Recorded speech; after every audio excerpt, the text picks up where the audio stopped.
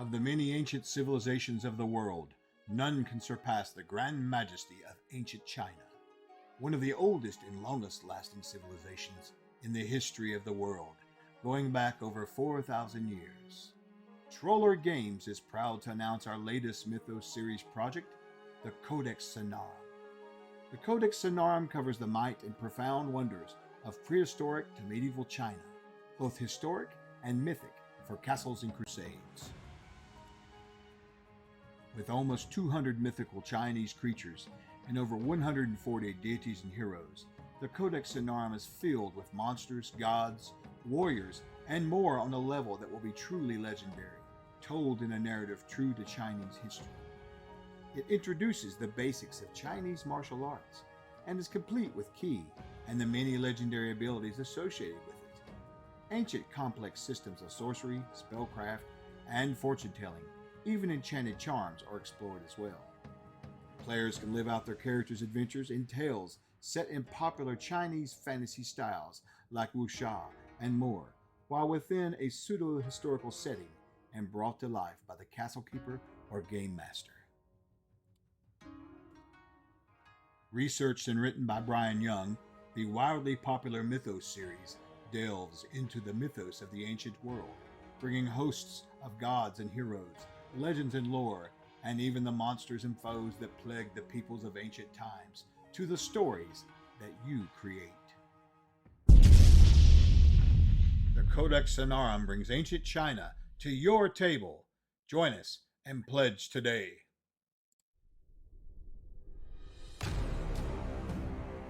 Trollord Games, join the fray.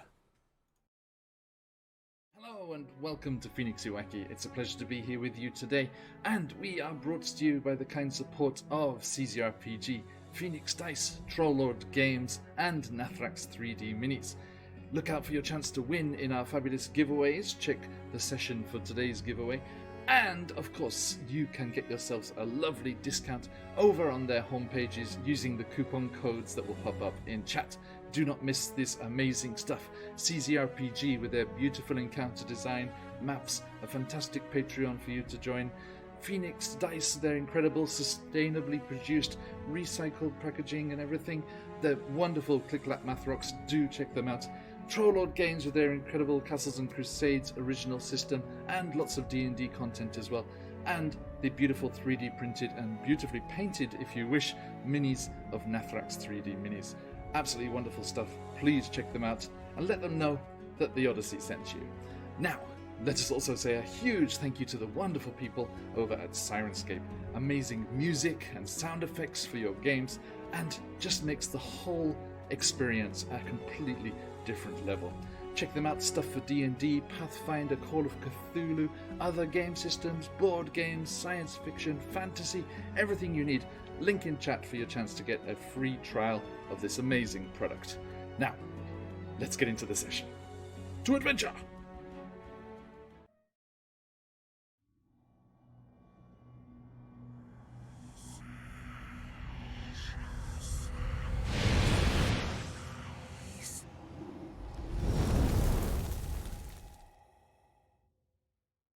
Hello, wherever and whenever you are, and welcome back to QuestJunkiesUK. Welcome back to Chessenta's Tyranny, our sneak peek preview playthrough of the upcoming CZRPG goodies that is their new campaign that's in the works right now. And we are excited to get into our adventure here with all of these lovely people and all of you over there in chat already as well. Thank you so much for joining us. If you are not already, !enter in chat for your chance to win today's giveaway. We are doing a hefty giveaway from our good friends at CZRPG of their recently released adventure, Brotherhood of the Griffin. It is a tier 2 30-page adventure with new creatures and 6 maps and all their beautiful stuff that they are known for over there. So, !enter in the chat if you want your chance to win that. Excuse our slightly original overlay today. It is going to be a temporary thing, but you can have all of us here in one window, and we do have a separate map window should that need arise. Okay, now, as we get things rolling here, let me say another one last thank you, apart from all those wonderful folks in the pre-reel. As you may have seen going by there in chat, the fabulous friends of ours at Trolllord Games have a beautiful Kickstarter underway for their Codex Sinarum, which is their Chinese mythology and historically themed TTRPG supplement. If you want some of that real-world flavour in your games, they have all sorts of other ones as well for Scandinavia and Egypt and European stuff. Fantastic series of books. Do check them out, and the current Kickstarter is underway. Jump in there and help make it all that it can be with some stretch goals and stuff as well. Now, that said, let me also say one last thank you, and that is to our Chessenta's Tyranny artists, the fantastic people over at Sortine and Sephiroth, who did this beautiful character art for us, and the person next to me here in the corner, Mr. Patch of QuestJunkiesUK, who did the beautiful intro, which you'll get to enjoy in just a moment.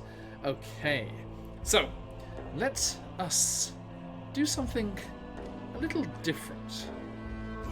We're going to talk about last time's session and do our recap, but in a slightly different way than we do usually, as we join two of our friends.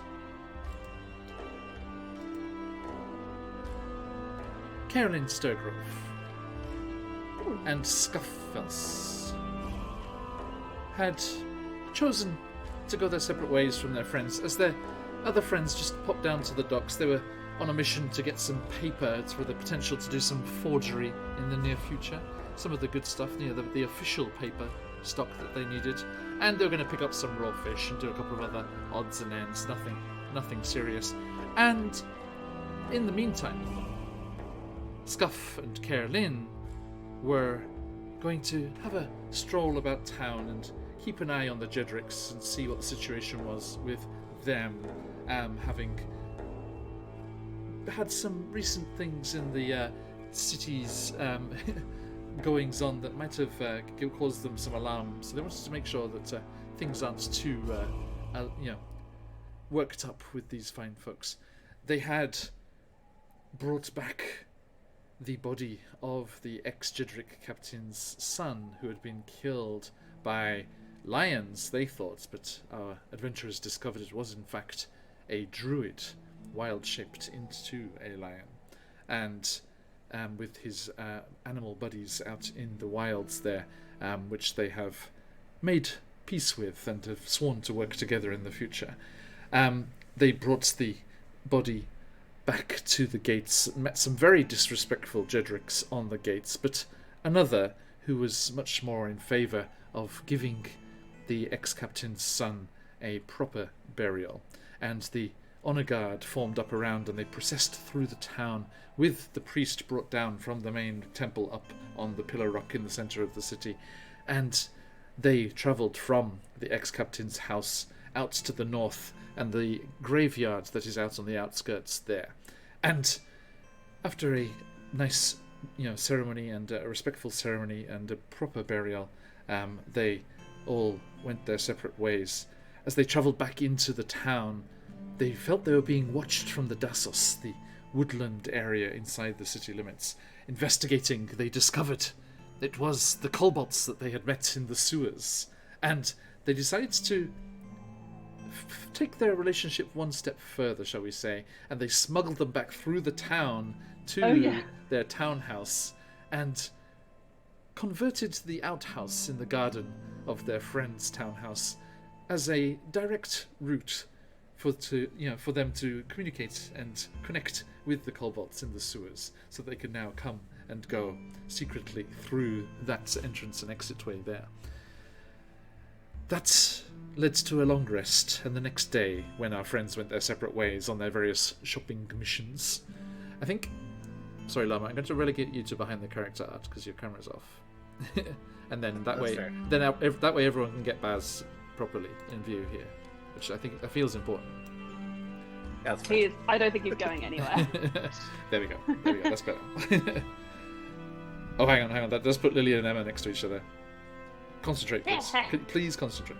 Baz. Not helping. Okay, and as you went your separate ways on your little innocent, harmless, innocuous shopping expeditions, we join Carolyn and Scuff. So we should do a proper introductions, do not worry, we're doing a little different intro here to normal. So Carolyn and Scuff, over to you. What is it that you are talking about as you're kind of meandering through the town, keeping an eye on the Jedric's movements and what's happening here? I suspect that this is like the first time that Scuff and Carolyn have been on their own. So you may recall that at one point Scuff had mentioned about wanting some tuition of sorts in maybe attempting to harness control over his currently uncontrollable arcane abilities. So just as a bit of a tribute to Kyle, who plays Bob over on my channel, we're getting a TED Talk style presentation from Kellen about the basics of Arcane 101. In the middle of the street? Well, it's probably coded enough so that he understands it, but to anyone else, like, she's flowering the language up to the point where if anyone tries to listen in, they're just like, ugh, you know, it's like too wordy. Yeah, it's just academic. like you know those kind of like presentations from school where it's like, and the sixth number of the hypotenuse is referenced into section paragraph 14b of, you know. Ew. Whatever that Just was. gonna take notes. Yuck. So it's If you know probably this like is gonna be on the test. it's probably like, so you see, Scott, the importance of having there are verbal, semantic, and component-based ingredients, and if you get the measurements correctly, you can produce a number of results, but do them incorrectly, and sorry, Mike, I might be waffling on a bit too much, darling. Just kick me if I go on a bit much. Did any of that make sense? Not at all. I'm sure it will. Okay. Well, it was really fun to say, though, so thank you for the opportunity. I will refine my teaching skills, tactics at a later date. Look, we'll all be Yes. learning together. I'll be learning what you're teaching me, and you'll be learning to teach. It's a win-win. Yes, that's a very good way to put it. Well, Should we the mood are. move around? The mood around. Yes. Well, we're investigating and checking things. Should we get some fabrics for cloth making and stuff? You were talking about, well, making sure I don't look like a Jedrick walking around all the time. I'm sure you need some various fabrics and stuff. You just feel a firm hand plant on your shoulder. Don't threaten me with a good time, darling. If you want to go fabric shopping, you have picked the perfect company. I say we do then. I mean, we can still keep an eye on what we're supposed to keep an eye on. And enjoy So I ourselves will- at the same time. So I will grab Scuff and I will use my movement and I will bonus action dash immediately the direction towards wherever the fabric shops are. Okay.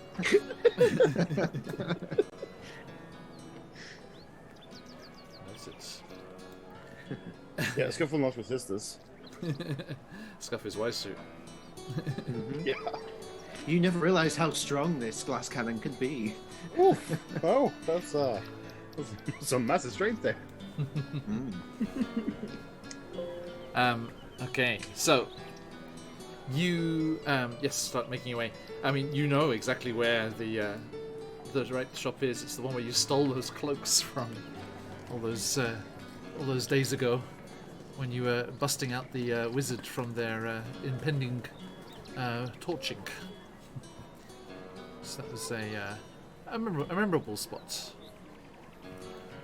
Back when you thought the little girl wasn't actually Therese, still. And So I'm just messing this stuff up. Okay, so yeah, the two of you make your way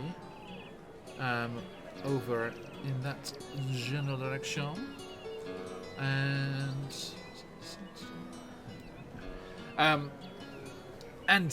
as you are walking through the streets, you start to hear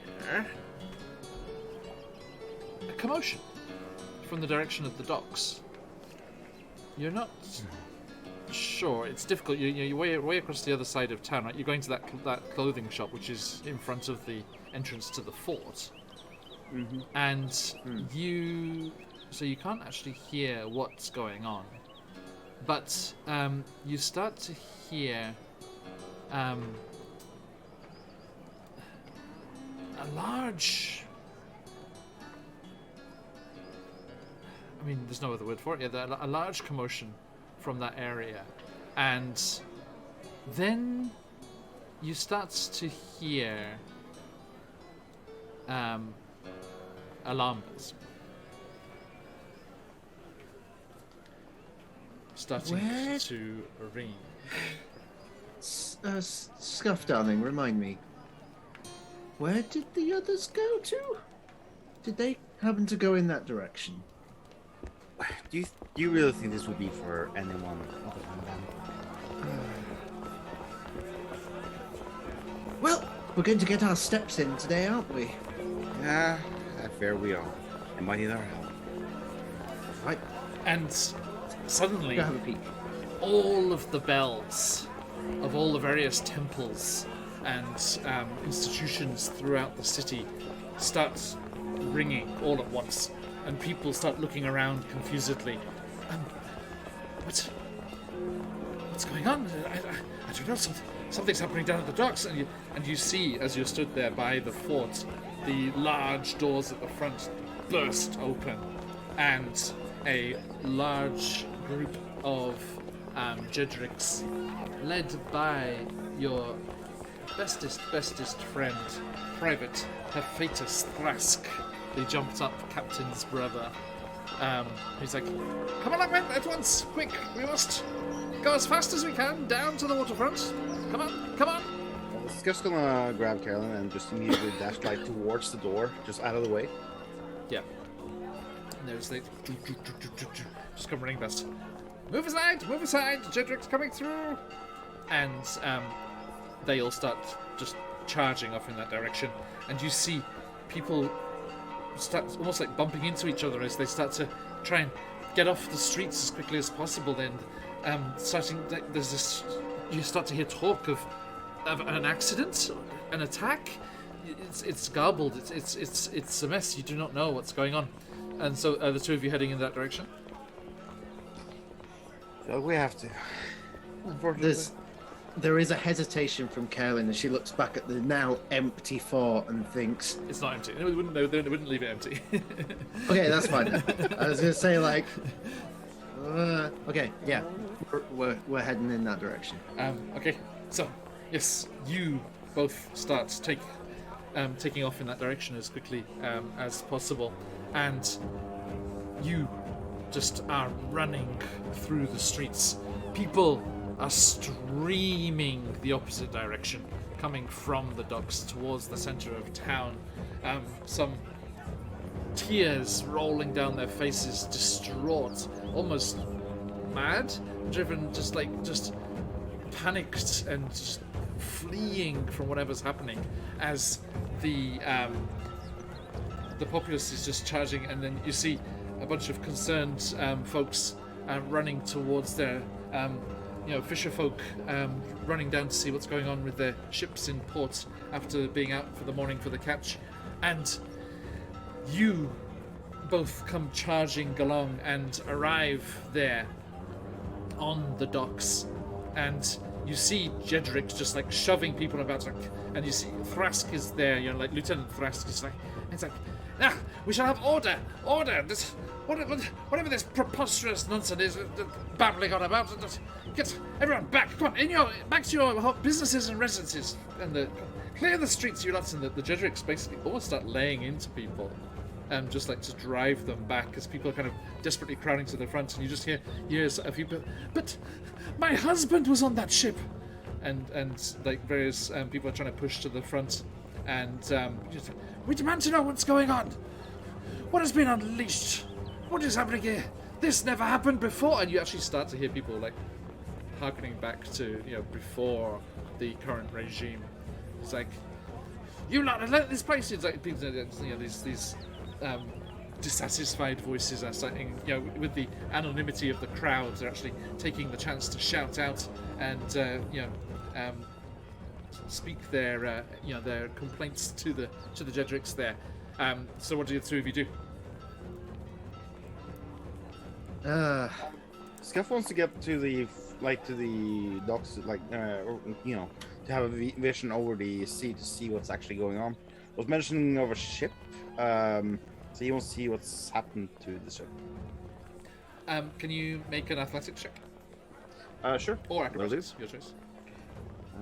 The same thing, so I'm gonna go with athletics to barge through, elbowing side to side. That's an 18. 18, nice. And Karen? So I'm following, but just to add a bit of flavour to the situation, noticing like the guards getting really aggressive. As I'm darting through people, feeling like I'm pretty much lost within the crowd of people flailing arms, I'm going to use prestidigitation on like the nearest, most aggressive guard, so that he smells really strong pepper and has the urge to sneeze. Okay. That happens, and you stop him from like laying into people and being rough with the crowd, and you take a chance of that like opening to push past as well as. Is that a careless way of just pepper spraying people? Yeah. Maybe. Pepperization? No, I don't know. I said it somewhere. Prestidigitation. There it is. Prestidigitation. Yes, and Scuff, you manage to push your way and force your way through, and as you do, and you get past the line of the nothing to see here, Jedricks, you do see something indeed, and you see your three friends down towards the water, at a section of the docks devoid of ships. There are ships all along the other parts. All the fishing vessels are in and tied up. And the lake is being rather choppy. The waters, there are waves that are like crashing up against, and the boats are all being like bumped up against the jetty and the dock front there. And you look out, and there's nothing visible out on the lake surface, although I think your perception is good enough. You do see actually a bunch of timbers and debris on the water, floating on the surface of the water. And then you catch up to Reese. With my Luce, intuition as a river guard, would I assume that a boat has sunk? Give me an insight check. With advantage for your experience.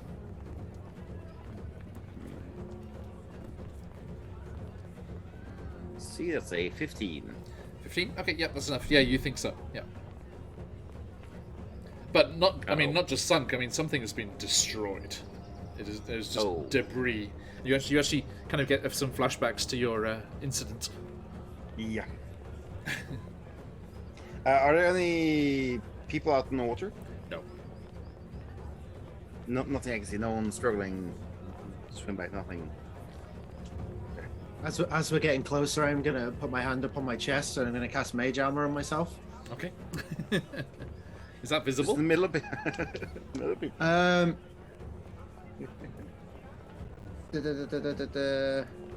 It just says a protective magical force surrounds it. I think most people just sort of say it becomes visible on impact. Right. Okay. So yeah, you catch up with the other three. Okay, so Scuff, to answer your question, the moment you get within earshot of Luce, you just hear him just kind of like loudly muttering to himself, "I just killed all those people!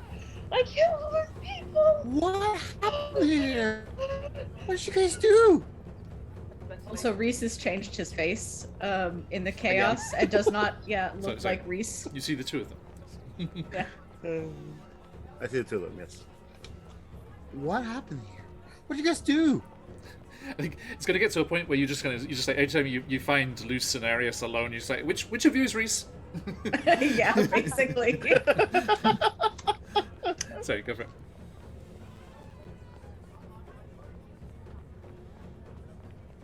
Are we on a jetty of any kind, like over the water, or are we just by the water's edge? I think you're like on the stone like dock side. I think Arius will put his hand on Luce's arm and kind of start drawing him away from the water and just give a very meaningful look at everyone else. Luce, I think, struggles against you and says, "No, I can't leave. I've got to. You need to throw move. myself in. I have to do You need to something. move I've got to now. get in the water. God, no. I'm gonna start dragging him. No, stop Reese it. will assist, looking like one of the crowd, trying to just like pull back away from the scene. Yeah. Right, Cliff Notes, what happened? We can't talk out here. Just keep walking. Okay, sorry. No, if you just allow me, I'm gonna cast Detect Thoughts on Arius. Save. Ooh. There isn't a save unless I push further, so I instantly get the surface thoughts. It's, like surface emotions. Yeah. Okay. So that just happens? Yeah. All right.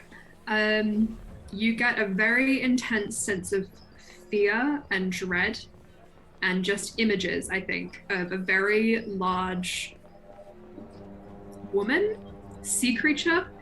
You don't know. That's very concerning, so she will push deeper to try and get into events that led to this. So that is a wisdom saving throw. DC is 13. I rolled a 15. Sorry. Okay. Do I know that you're doing this? Yeah, you are aware. He gives Kalen a look where he's just like, don't push it, and keeps pulling Luce away. I've seen enough. Let's go. Just drag screaming Luce out of the I'm dungeon. kicking and screaming. Luce, please. I can't. He's like a cat who doesn't want to be held. Iris will just keep pulling you. The Scuff's backing away slowly with you as with eyes locked on the remnants this ship destroyed. John, can I do something, please? Of course. I think this is a feature that I've only kind of got, but I think this is actually a really good time for it to kind of come into the game. I think from like the trauma of all of this, if you'll allow it, I would like to use a world shape, but not to change my appearance. I'll be casting the Find Familiar spell, and if possible, I would like to sort of see through the eyes of the nearest sort of like sea creature and take that as like a familiar, to see what's happening under the water if I can. If I can't, if that's too much to do in a short time, that's okay. But I feel like he would just go like catatonic, so that he could see what was under the water. Because I was thinking he would want to try and swim under, but he's got nothing that can swim, and he doesn't have a swimming speed yet. So this is kind of I see this as like his desperation kind of coming through to see what's going on. Okay. The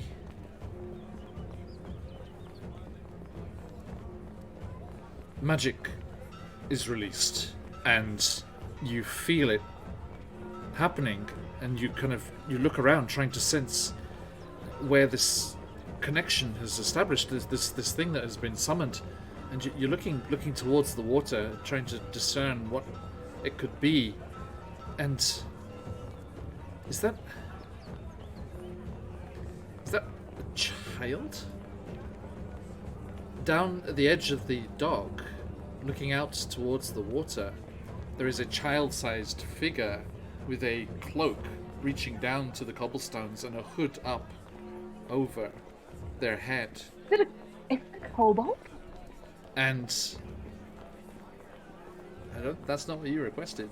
And as you feel the connection in that direction, you see it slowly turn. Oh no! Is it an Ukatoa? No.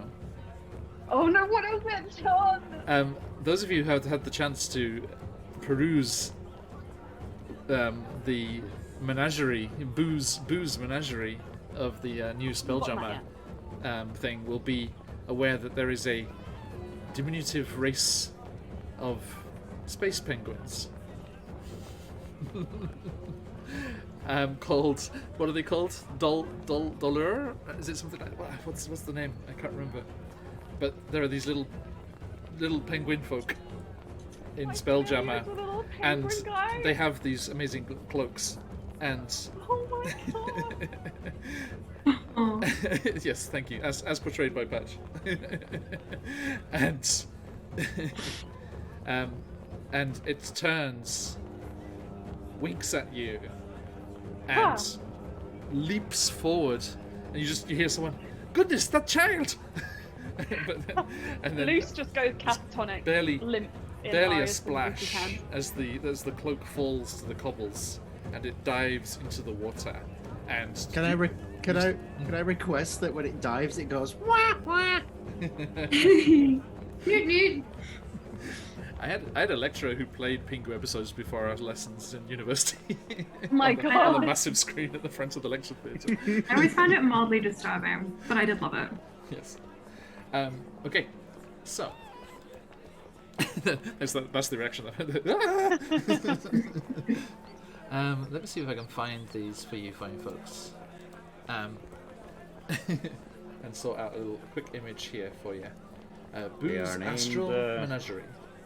Dowars. Dowar. I knew it was a D. Thank you. W-A-A. Dowar. Dowar. There we go. They are really cool looking. Yeah, they are. Okay. I'll bring this over here. We believe should do the trick. One of the first ones you find is one that's an admiral with an admiral's cap. It looks really cool. Excellent. I'm trying to find some good art of them here. This one will do. Okay, so have you got eyes on stream, Emma? Oh my god, yes! Sorry, I just googled them myself as well. Oh, you're good. You're good. Okay, excellent. Yeah, I'll put them on stream for our friends at home. Space penguins, indeed. 2 seconds. My computer is trying to cope. Okay, there we go. That should do it. Let's switch over here. Okay, so yes, here they are, the Dowar. So one of these with not Devastated about how cute that is. not with a space swine, I'm afraid. But It's okay. these one of these little critters, and you do see they do kind of like have a fey kind of feel to them because they are rainbow coloured as well. Which Okay. colour would you like your Dowar to be? I want mine to be yellow. Noted. So there is a Yellow is Lucy's favourite colour. a flash of yellow as the Dowar leaps off the dock and into the water, and you're starting to see through his eyes. Yes, please. Okay. Yes, you see into the murky depths, and as it swims out towards where the ship had been. Yeah. Okay. You start to see wreckage, suspended in the water. Some of it still floating there with more buoyant parts of it on the surface holding it up. You can see tangled rigging and nets because it was a fishing vessel that went out after the small pleasure vessels. And you see, tangled up in the ruins, the ruins of the ship just under the water, and yet more further down on the lake floor, on the lake bed. and yeah, 'cause it's not super deep here. It wasn't. It was it's a decent depth, but not so deep as the ocean or anything like that. So not big enough technically to hold a creature of the size we would have seen. Yes, exactly right. You think it was just the tentacles that were conjured on the surface to destroy the ship. There is not any evidence. It's not Kraken depth. Okay. No survivors? You cannot see anyone, I'm afraid, no. No bodies? No, not in the water, no. Did you also have Speak with Dead?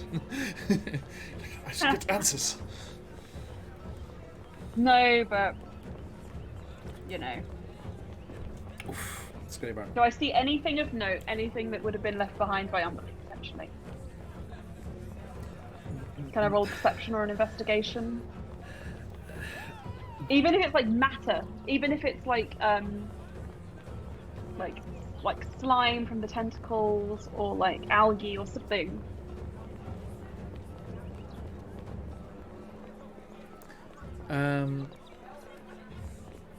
Okay, make a perception or investigation with the familiar's senses. Okay. So that will be let's- a +2.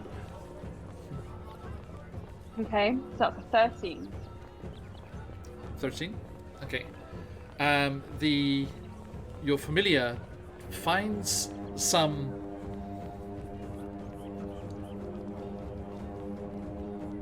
does find something interesting. It finds a fin. Fin, okay. Yeah, like a it's a shark fin. Looking at the size of it, but I will. It is rotted. Ooh. And you think that if you talked with Arias about that, Arias might talk of Umberly's propensity for using undead sea creatures. By the way, I will show that to Arias. Arias, you caught Umberly at the perfect time to be actually pissed off and wanting to do something like this because her best buddy in the Pantheon is Oral the Frost Maiden, who she just lost.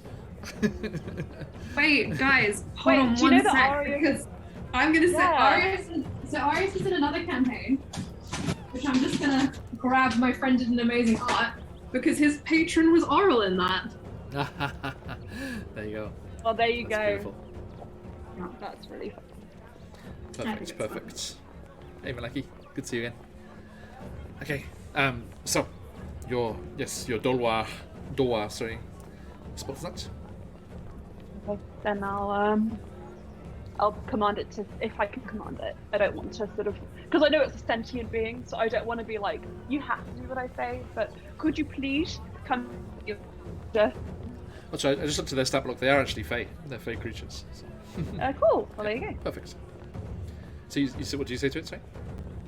Please come back. I don't want you to be in danger. Okay. And then I will instruct it to come back to shore. Okay. And you see it turn and start making that way through its eyes before you sever the connection. And as you come back to Lucy's vision, you see it does that penguin thing. Just leaps up and just lands on its feet. It's like, and then quickly throws the hood up and into the crowd. Arias is shaking loose as soon as you went catatonic, essentially, trying to get you to come back. Like, come back. Please. Loose. I'm here. At that point, another figure uses acrobatics to get through the crowd and nimbly dodges through, and you see with another hooded figure with a cowl up trying to keep out of the horrible daylight. Phoenicus is there. He's like, what are you doing?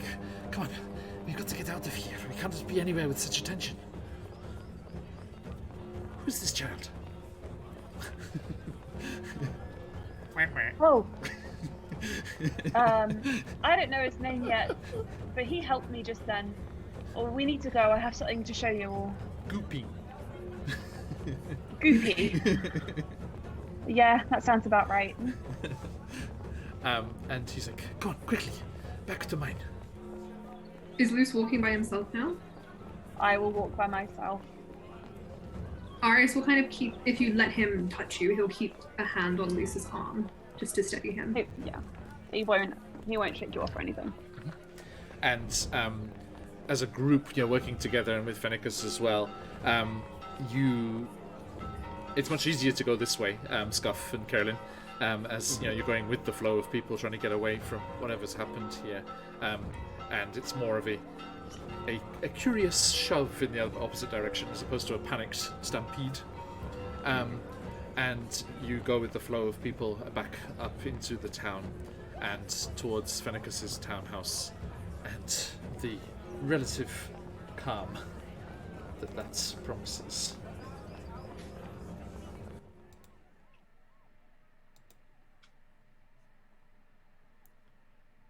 So, as you leave the streets and push into the interior, the gloomy, cool interior of Fennicus's house, your base of operations here in Meth, you all lean on the table with that you've had maps and things spread out on before, or collapse into the dust-covered couches. You are alone and in private. Just drops his disguise. I wonder why that random person has followed us in here. Yeah, I was about to throw him out. Arius is staring at Luce.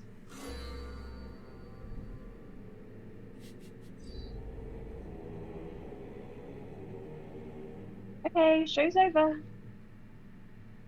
You said you had something to tell us.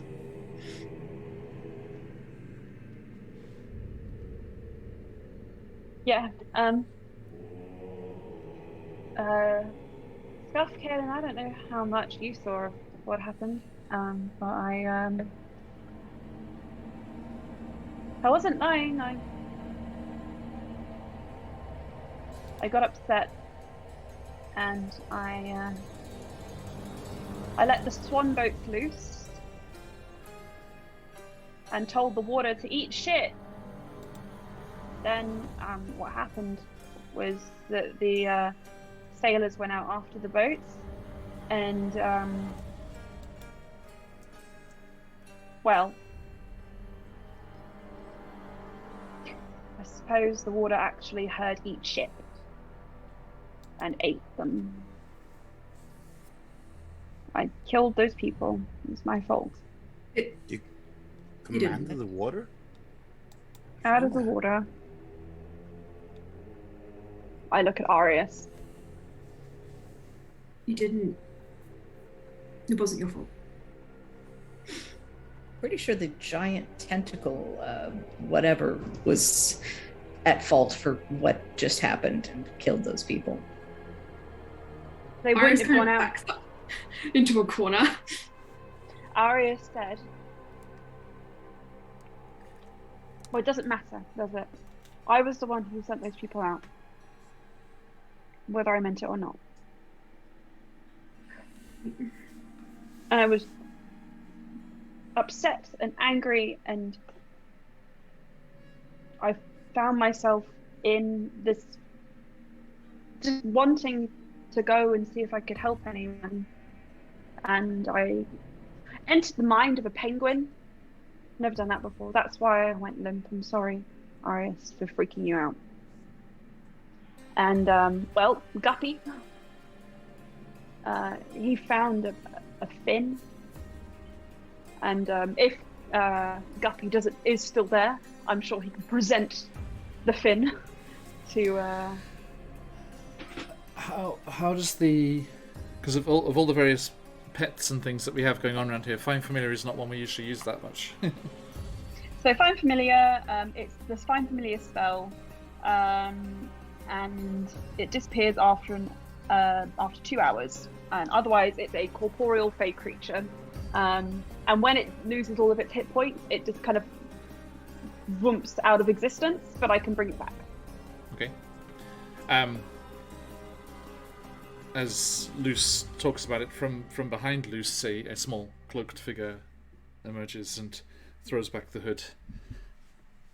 Pleasure to meet you all. My gosh, you can speak. Oh, sorry, was I not supposed That's to? creepy.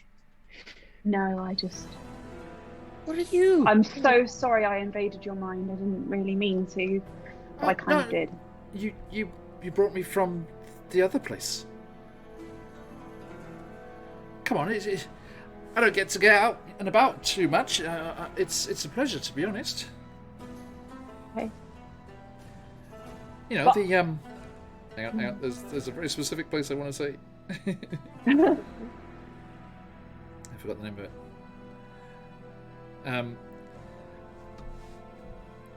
You just brought me through, from the Feywild, and I'll go back. But you can just give me a shout anytime. It's nice to get out of the wheelings and dealings, and all the political goings on over there, and the stuff, the pranks they pull on each other, unbelievable. Feywild. Okay, so let's just stop with that, and instead, my good friend Guppy, can you please show my Belusi elf friend there, Arius, what you found? He might have some information that could enlighten us. Yeah. In that regard. Just well, and reaches into the cloak. He's like, "Hey, what do you make of that? Look, it's right, Manky. Look at that." Arius stares at it. Yeah. I don't know what kind of fish would produce this, at least local to this area. Nothing from this area. Looks like a shark fin of some sort. It is. Why is it? It's gotta be a long dead shark. It's all moldy and rotten.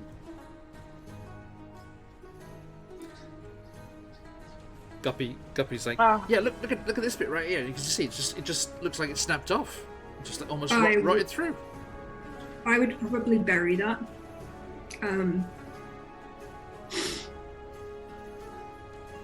Arius will take the Arius. shotgun if he is allowed to. Just put it down. Guppy offered it up to you. Arius, do you want to fill in any information I might have missed out on? Or did I pretty much get it? Arius has been backing away slowly, and he's kind of situated himself by a window. Like, I just want to say, Luce, that I'm really sorry. It wasn't your fault. Because it was mine.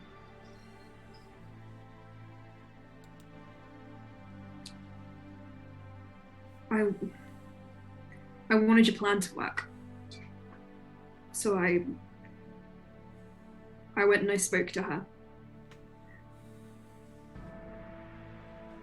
To Umberly.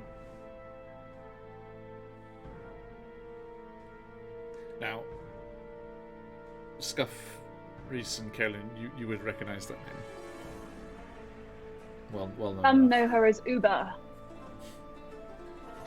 Not many, though.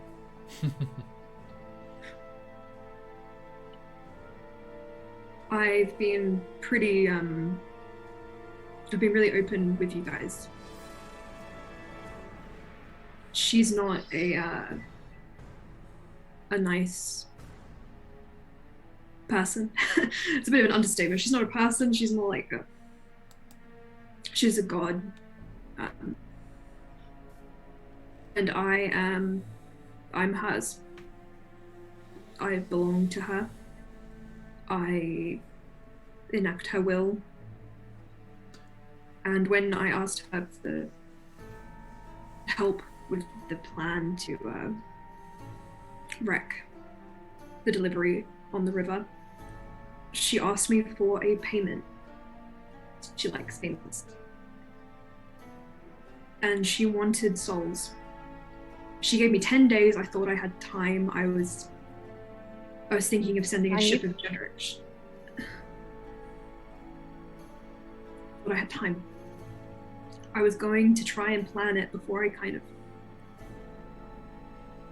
I realized she wouldn't want it to be planned anyway. She doesn't like plans.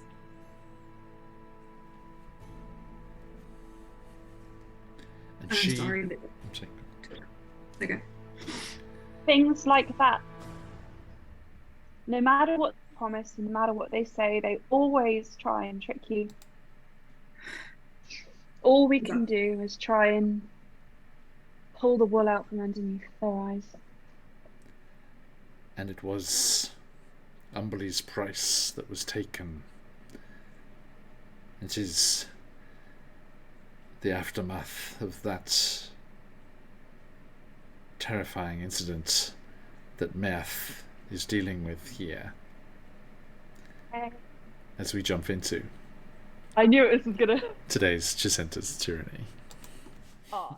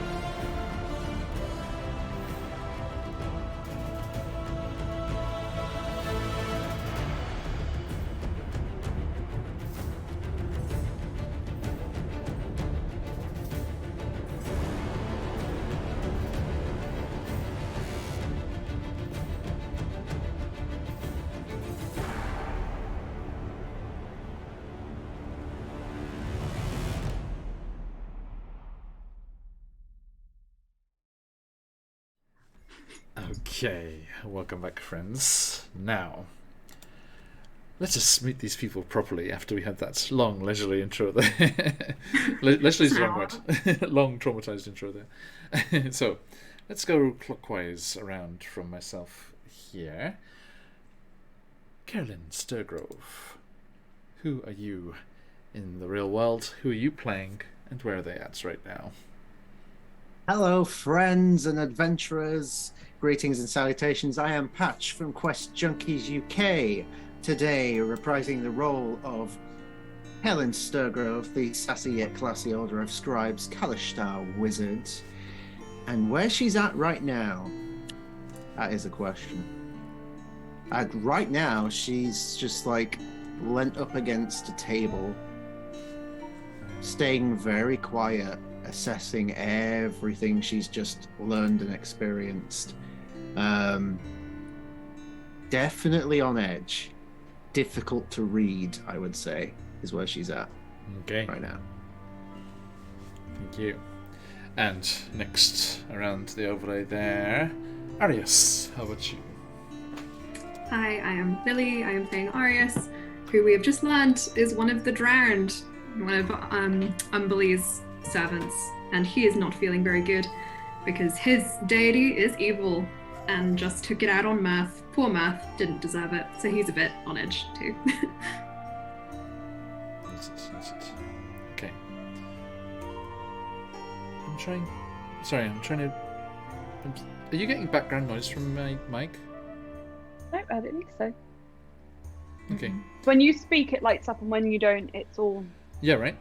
That's working. Yeah, It's I just don't think- our offline game with in the offline game I had some trouble with it, and my bars are activating on the mixer for the overlay. But if you can't hear anything, that's good. How is it in chat? How are we doing, folks? And thanks for joining us, everyone. Jump in the giveaway. Luce. Hello. I'm Emma, and I play Lucio Lucernus, who is an ambiguously fey druid and fan of pranks, who has, it seemed, pulled, well, would you really call that a prank? One piece of tomfoolery too far, and has unintentionally caused many deaths, and has a cryptic knowledge of the Feywild and bizarre entities that might be ruling over our lives. Such as space penguins. And a space penguin! Bestie. Okay, thank you. And I found the name that I was looking for there, Emma. It is the Court of Mice and Ravens. The Winter Fey Court of Mice and Ravens, ruled over by the Fey Lord Reynard, the patron of rogues and thieves. Reese might join you on that if you ever go for a trip. No. I mean, no, I don't know why I assume that. Sorry. Not that they're a rogue or a thief. Sneaky though. And Scuff. Yes, I am Lama. I play Scuff, the previous guardsman, now traveling with a band of chaos doers and evil doers and whatnots and evil people and magicers and oh boy, so much weird stuff going on. Thieves and whatnots everywhere, learning to deal with the fact that world doesn't always work out the way it should. Indeed, thank you. And last but not least, Reese. Speaking of thieves and troublemakers, I'm Aelin. I play Reese, the changeling bard rogue, and today, because of our funky overlay, you're the only one depicted by your character art properly. So sorry about that, everybody. Shall be fixed for next time.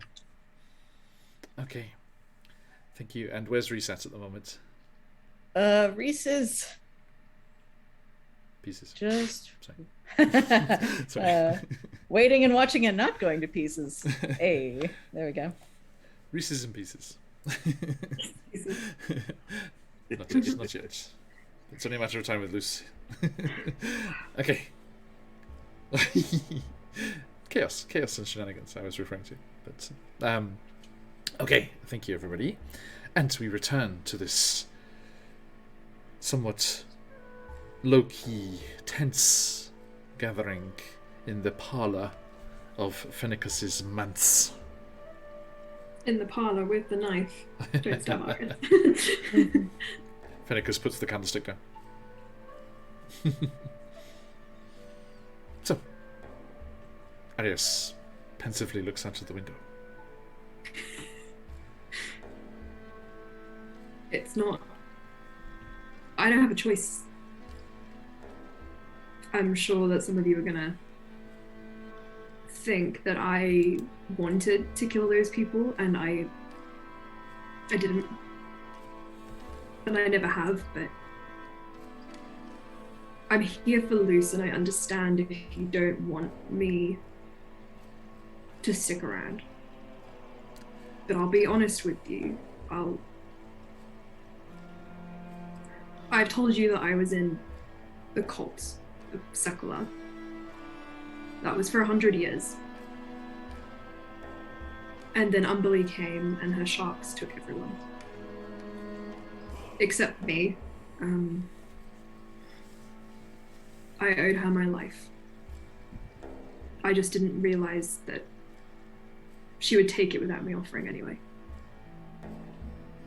I can't go back. I can't do anything without her being right there. Because she's decided to take me. I don't have anything else. Except Luce. But I'm sorry. You feel an intense sensation of eyes on you, and you look, and that fey penguin is like leaning out from behind Luce, and its eyes are just beadily boring into your very soul. And it looks up at you, Luce. Yep, all true. It has thoughts 3 times a day. Wow. I wouldn't have anticipated otherwise. I mean, I know you.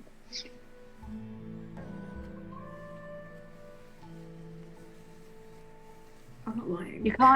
You can't leave. You don't get to just leave.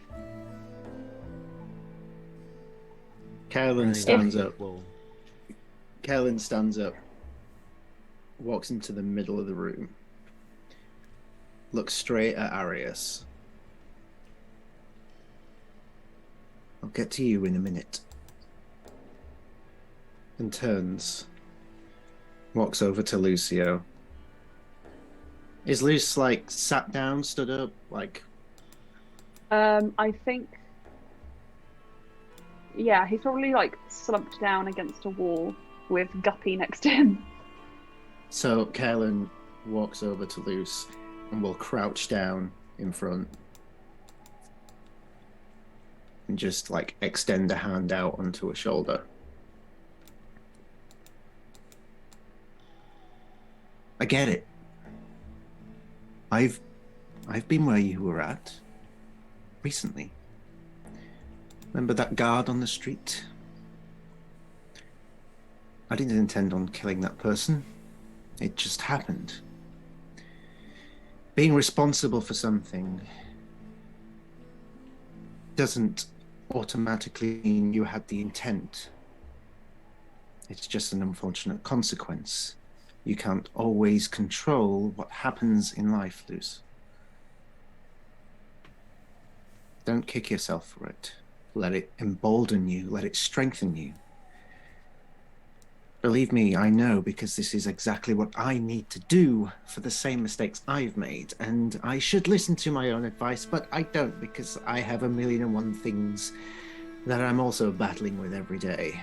It is the price I pay for being a being made almost entirely of anxiety.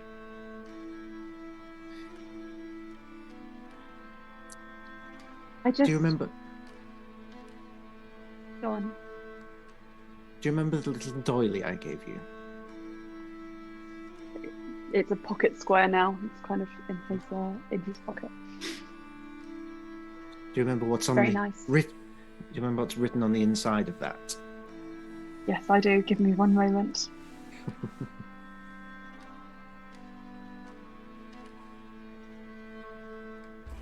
I can tell you.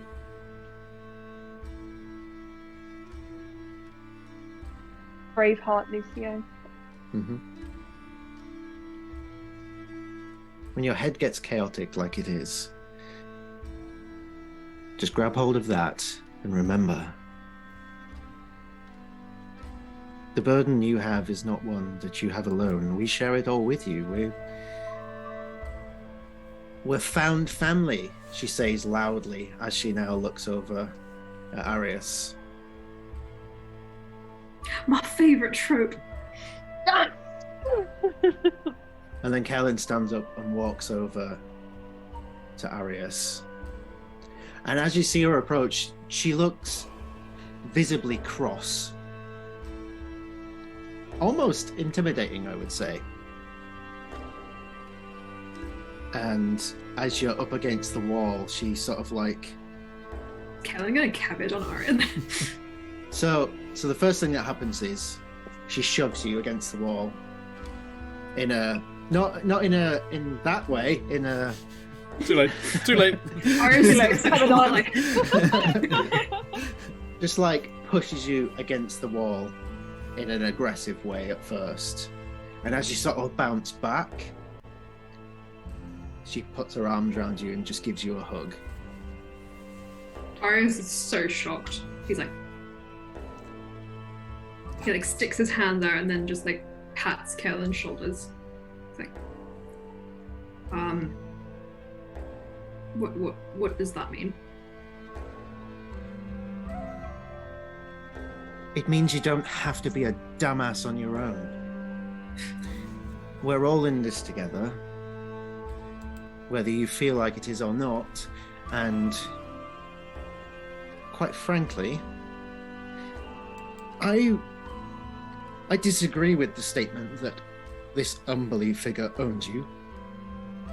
Nobody owned you. In the time that I've known you, I can't imagine anybody or anything owning you. All I've seen is you own the shit out of everything else that you've fought. So I'm going to do something for you. Just to try and cement this. But first, can I ask, Umberly, do you speak to them through your mind? Or how does this work? How do you reach out? I'm pretty sure she can reach me in ways I don't even know. But if I want to speak to her, I go in the water. Okay. I'm going to try something. So I'll keep one hand on your shoulder and I will initiate the telepathic bond that I have as a Kawish star, connecting our mind link. Ooh. And you hear me speak in your mind, but I'm not speaking to you.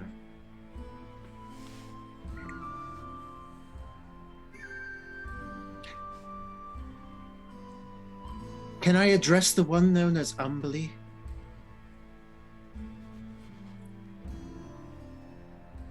And I'll wait for a moment, and if there's no response, I'll just keep talking. I'm here to claim back Arius. I am refuting your right of ownership, and I'm telling you here and now, no matter how deep the water may be, nothing will carry you far away enough from my wrath, should you attempt to fuck with him further. I don't care how powerful a deity you are, and how curious you might be about us, but let me warn you now. Curiosity brings consequence, and when it does, you will find the name Caelan Sturgrove all over it. So leave Arius the fuck alone. Because you have no idea what I'm capable of.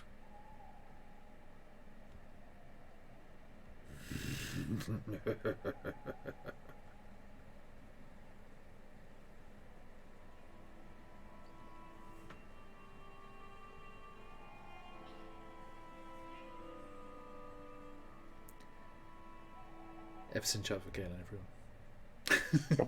Kevin that. Next time we go on a boat, Kevin that.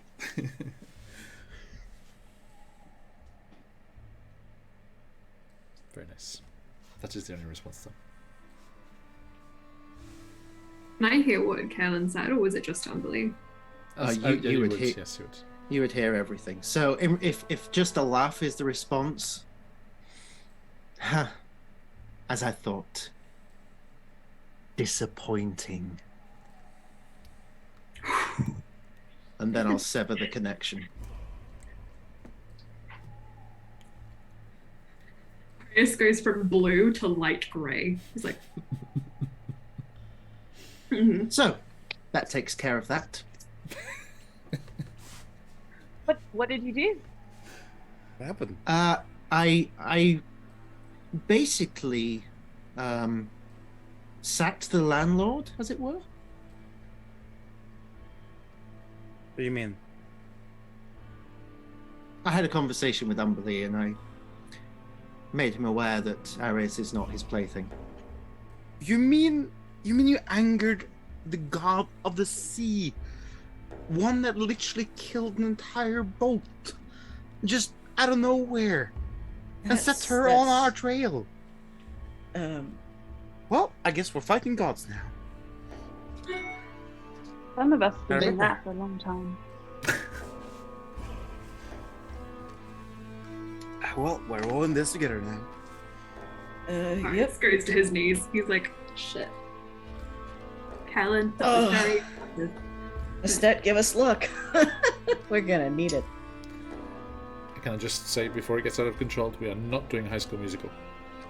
Oh, musical. Sorry. Oh. Yeah, that's where that came from. You hear that in Japan so Never much. seen it. No, me neither. And I know that line so well. Yup. I know. I will amend this later. Hi. How could you have never seen it? Also, Luce is staring at Arius and Kaelin like. But don't What is worry. happening? Don't worry. I always have a What have plan. you done? Oh, good. I love plants. Yeah, plants are nice.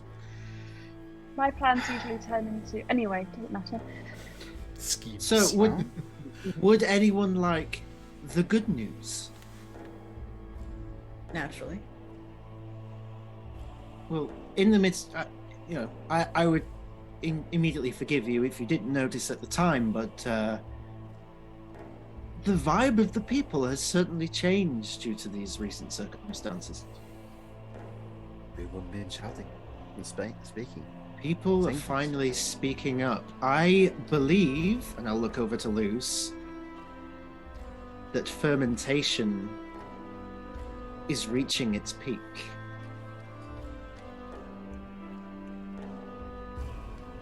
Yeah. I suppose you're right. Prepare the barrels. Prepare the salt. We will ferment. We will drink. And I And will we take will a short eat. rest to get my spell slots back. Also Yes. seems perfect. Fennicus pipes in, and you will dream.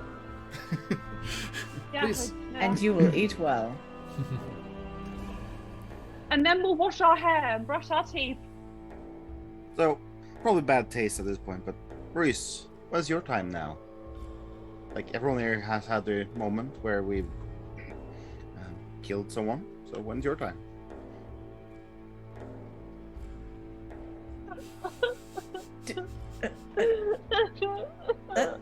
Luce starts crying. Fair. Yeah, Reese just kind of goes over and like pats Luce on like the arm. It's okay. It makes you We feel don't- better. I killed people when I was like 8. You threw Lily's mic.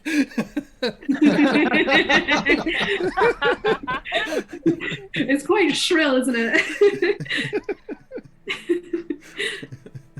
My regular everyday. Close the door. Preaching. I mean, I don't really need to. It's not for me. Good. Remember how I threw that dagger and I stabbed you on accident? Yeah. Yeah, Vividly. not looking for a repeat. I still have a scar of that. He like pulls up like the part of his shoulder. Like, see? The fact that it's already just a scar is just so How's I D&D healing scary? mechanics. I D&D healed healing. it. I healed it. My God, you're okay. Yeah, I went to sleep. Yeah, honestly, now I have a scar. Don't worry about it. There, guys. I went to sleep and all of the pain from the previous day just disappeared. You have Well, options With in chronic chat. illness, that be going nice? just getting a full 8 hours of rest. Sometimes it do be like that, though. Can I, at risk of bursting, or he kind of staggers to his feet, at risk of bursting the bubble, are we still doing that thing where we destroy the shipment, right? Because I already paid the toll, so yeah. Yeah. Well, yeah. She's gonna do it for you, right? She's gonna flood the river or It's something. less for me, I think. I think she just likes smashing things. What was the Well, instructions for that?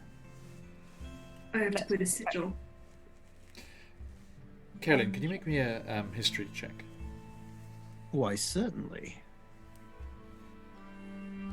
Ooh, I have advantage on this. So, good. 21. Nice. You recall from your reading and studies of the planes and the like, Umberly is said to reside in the abyss. Sorry. So he's a He's an abyss She. bitch. She is an abyss bitch. Okay. Sea bitch, actually, officially. Give it a See, chance. Yeah, Bitch. the bitch queen. Mm-hmm. I just hope she doesn't The find bitch out. queen of Angmar. Sorry. That is an official name. Incredible. I just hope she Love doesn't those. find out that I did technically get one-shotted by a giant centipede, but she doesn't know that. It was on land She Europe. doesn't even know. She did also kill an entire temple of Sahagwent and Look, priestesses really easily. So maybe we should just stay away from the water.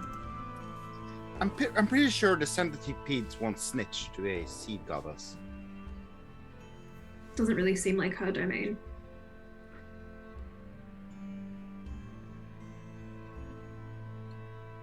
I mean, what we need to do is prioritize. So, Umbly, Sea Bitch, that can be bottom of the list. We've got bigger things to worry about. She's pretty big. I don't know.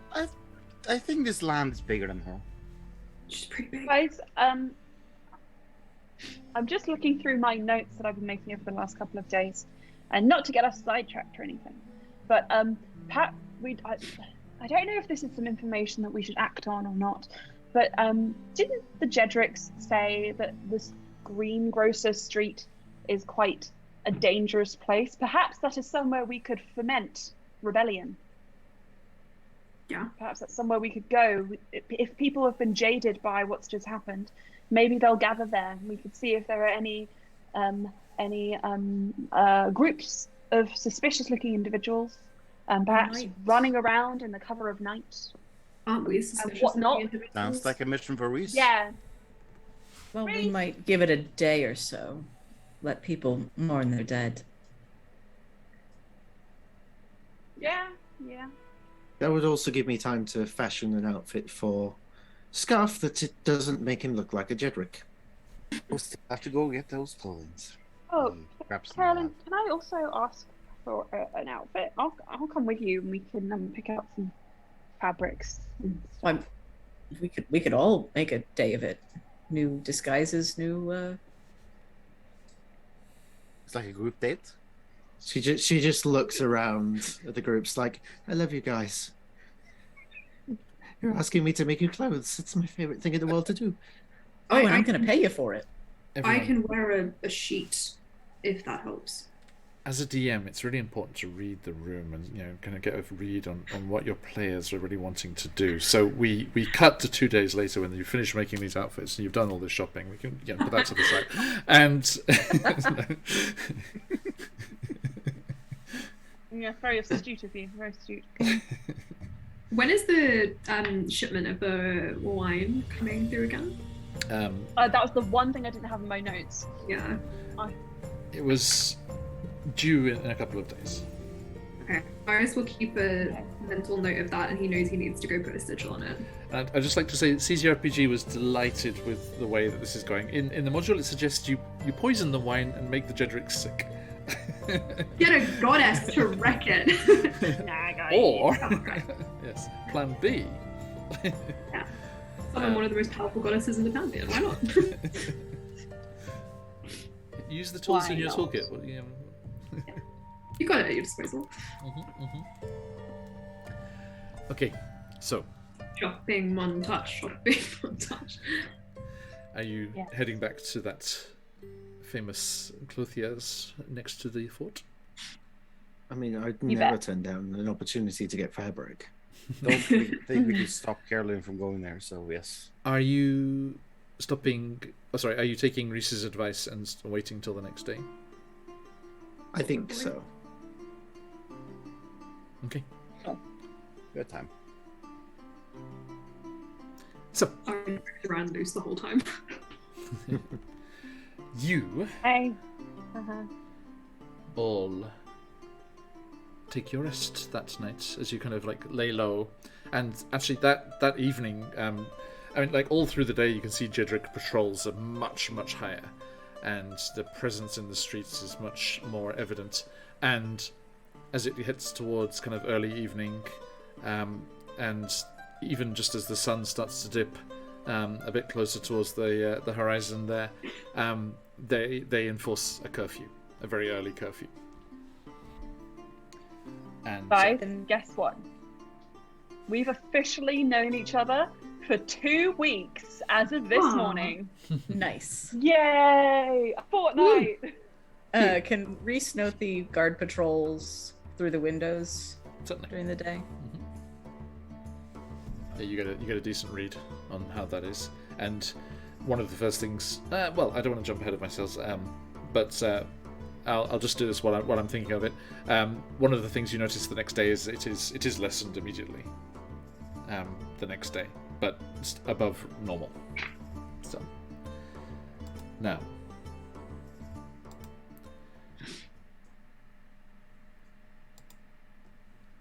Luce. Oh shit. Hi. You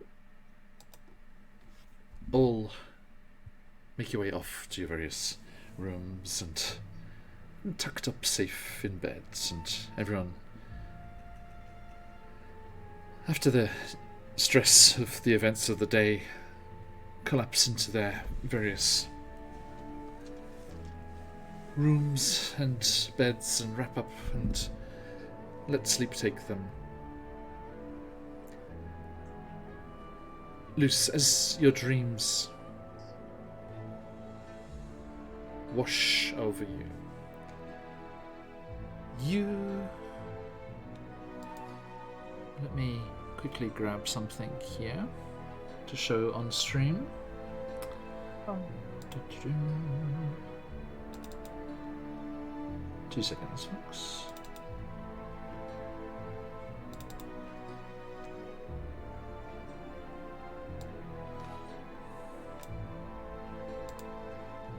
Okay, you also fall asleep as everyone else does, but you start to dream. And you become aware of the dream approaching. At first, you think it's a cruel jest, the events of the day coming back to haunt you in your sleeping hours as you hear rushing water. But this is not crashing waves, tumultuous, lake water. This is a waterfall, a very large waterfall, cascading from the sounds of it over a very precipitous drop. And you find yourself in a kind of misty surrounds, and as you kind of move towards the sound, you start to see tree branches, and you find yourself walking along a very wide branch down into a tall colonnaded walkway with massive trees growing up through it and out through openings in the roof, as you see beautiful carvings and silks, red and russet, billowing, draped across the space above. You see folks coming and going, Eladrin, gnomes, a shadow goblin or two, all of them dressed immaculately. And I'll just put this on stream here.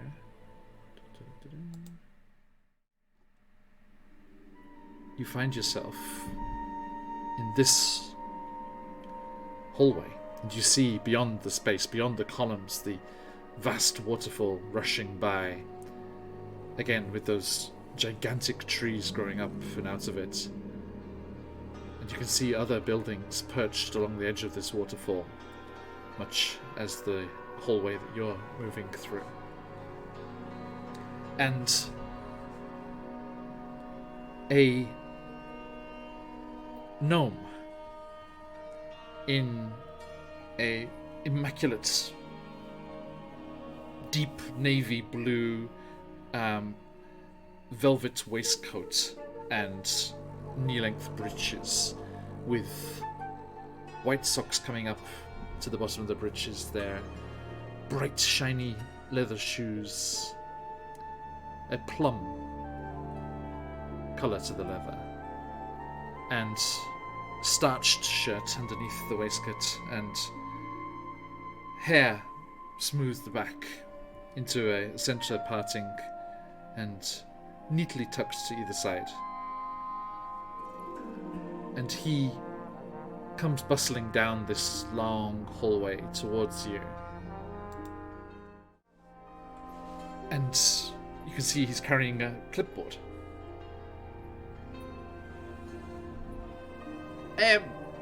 Lucian Lieutenant?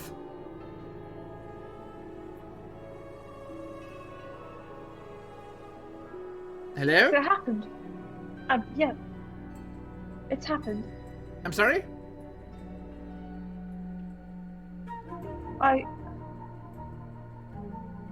Yes, that's me.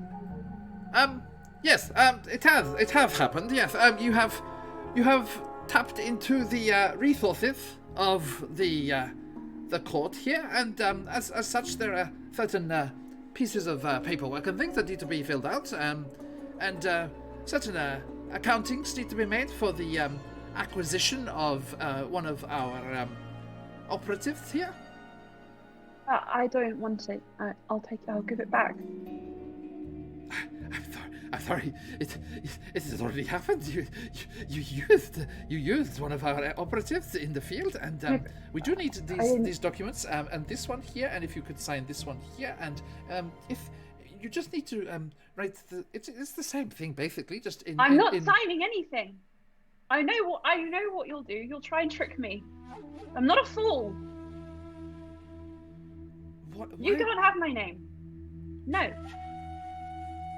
Why would we do that? No, we are just merely accounting for all of the various comings and goings of the members of the court. I'm not a member. No, but the Doa was. Well, then I don't need to be involved with all of this. So you can just let me go back. Ah, certainly. So you are petitioning to have your powers revoked?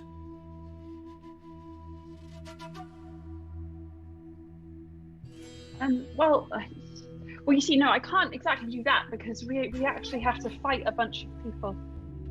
Oh, gracious! This sounds like a very rambunctious kind of existence.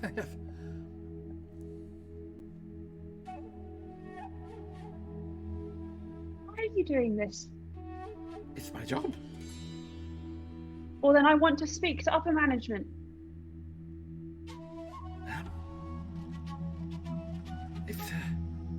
It's a trifling matter, really. There's no business in bothering the lords and ladies of the court.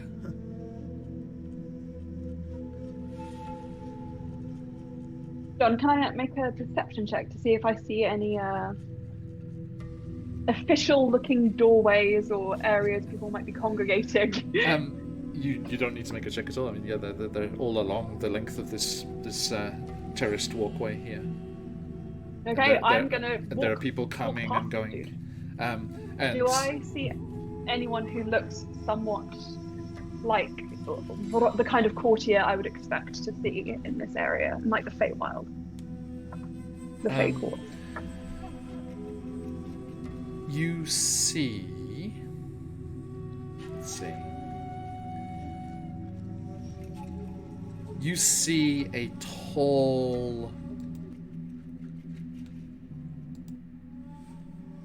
You see a tall Aladrin in winter colours with extravagant clothes, but extravagant in design, but not in colour. They're all jet black, and there is a long raven feather cloak billowing out behind them.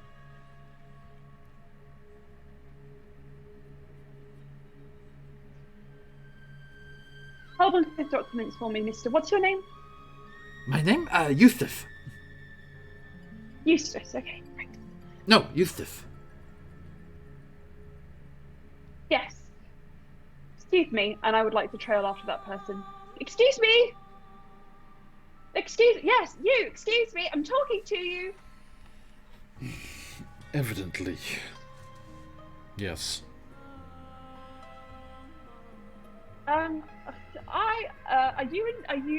Who are you? What is your station here? I am Viscount Ravenberger. There's an H in it! Luce does that. Excuse me. I need to be sent back to the material plane, and I am unable, I'm afraid, to sign any documents like this. Eustace wishes me to. Do you know who I would speak to about such matters? You mean the scribe of the court? Here? Yes. His name is Eustace. Eustace. Yes. Well, he is rather useless, isn't he? No, he's deemed to be most efficient. He is often chosen to onboard the recent arrivals, shall we say. No, but I'm not an arrival, so I'm just passing through, and Certainly. I'm going back to where I came from, so I'm not staying here. Oh, I see. There's been a small mix-up. Eustace, they need the revoking of powers documents. No, I don't. You don't understand. I need to keep my powers. I was born with those powers. I didn't get them from you. Yes. Do you understand how this entire system works?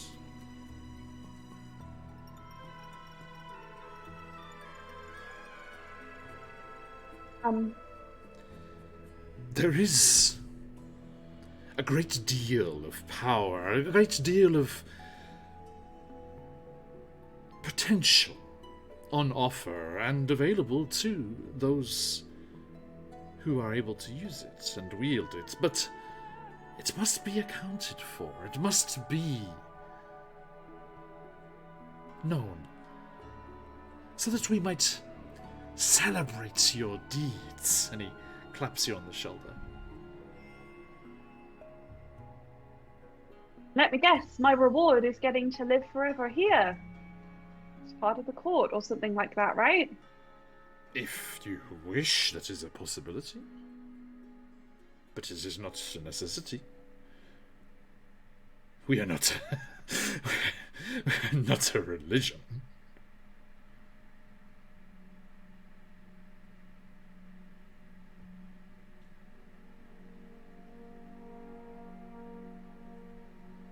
You seem more amicable than people I've spoken to before.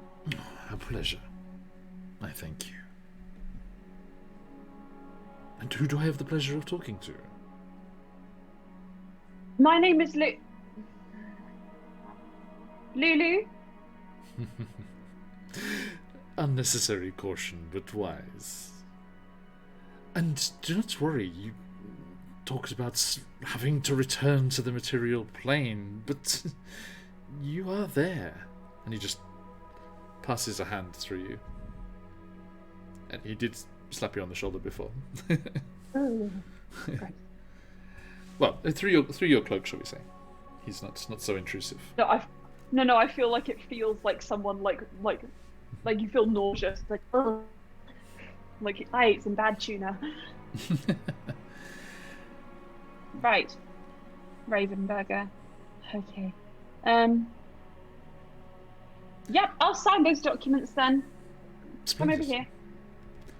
Eustace? Yes, Viscount Ravenberger, yes, please, if you would. First and last name. In there, please, and do not worry, all records are entirely confidential and shall not be viewable by anyone except unless they go through the proper channels and apply in triplicate, of course. Right. Okay. I will sign these documents as Lulu, surname Rumpelstiltskin, and then a kiss. Actually, no, and then I scribble it out because they don't deserve that. That's so lucky. Eustace, you seem to be knowledgeable about the way things work here. Sorry, Eustace. Appreciated. Can I ask if, for example, somebody made a deal with a fae?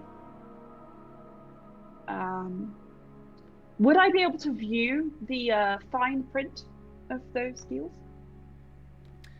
If there was probable cause and there was a connection to the people in question. Mm-hmm. Yeah. So, for example, if they were your parents. Of course, yes. Sweet. Okay. I think I have probable cause. Am I contacting you in my dreams? Is that how it works? I can fit you in round about Tuesday. Okay, I'll just wait for you to call me.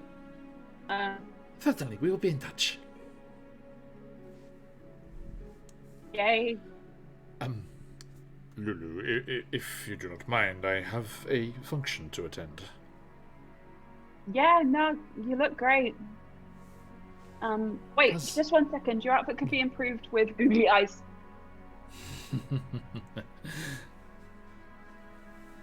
You'll fit right in. And he walks away with a swoosh of his raven feather cloak. And Eustace says, thank you for cooperating. I'm sorry if it was sudden and disorientating, but rest assured that it is entirely above board and nothing that you need to worry about. Our security is second only to our efficiency.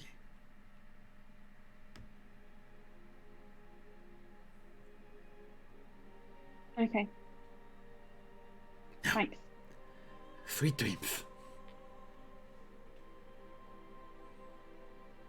Hey.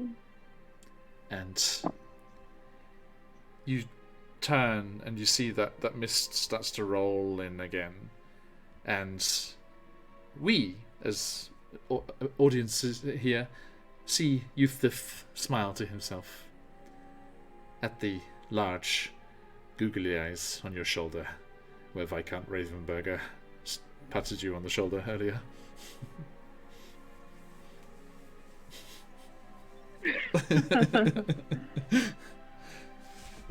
Oh, damn it. And you return to sleep.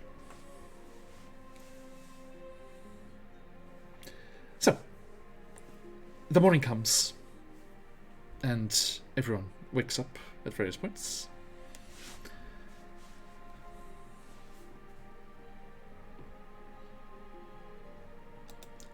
What is the plan for the day? Shopping.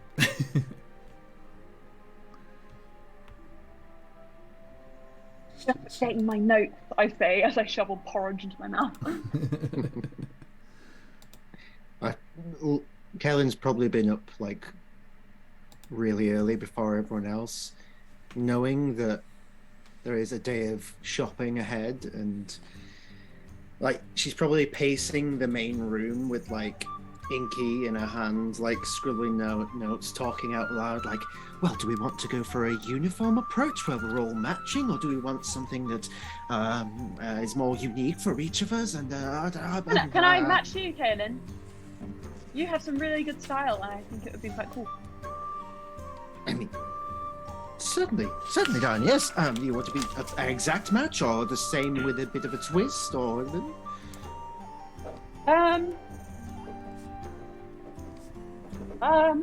like pretty close, but not exact, maybe. You know, I'm an individual, my own style and whatnot. I want clues easy to swim in. be arranged.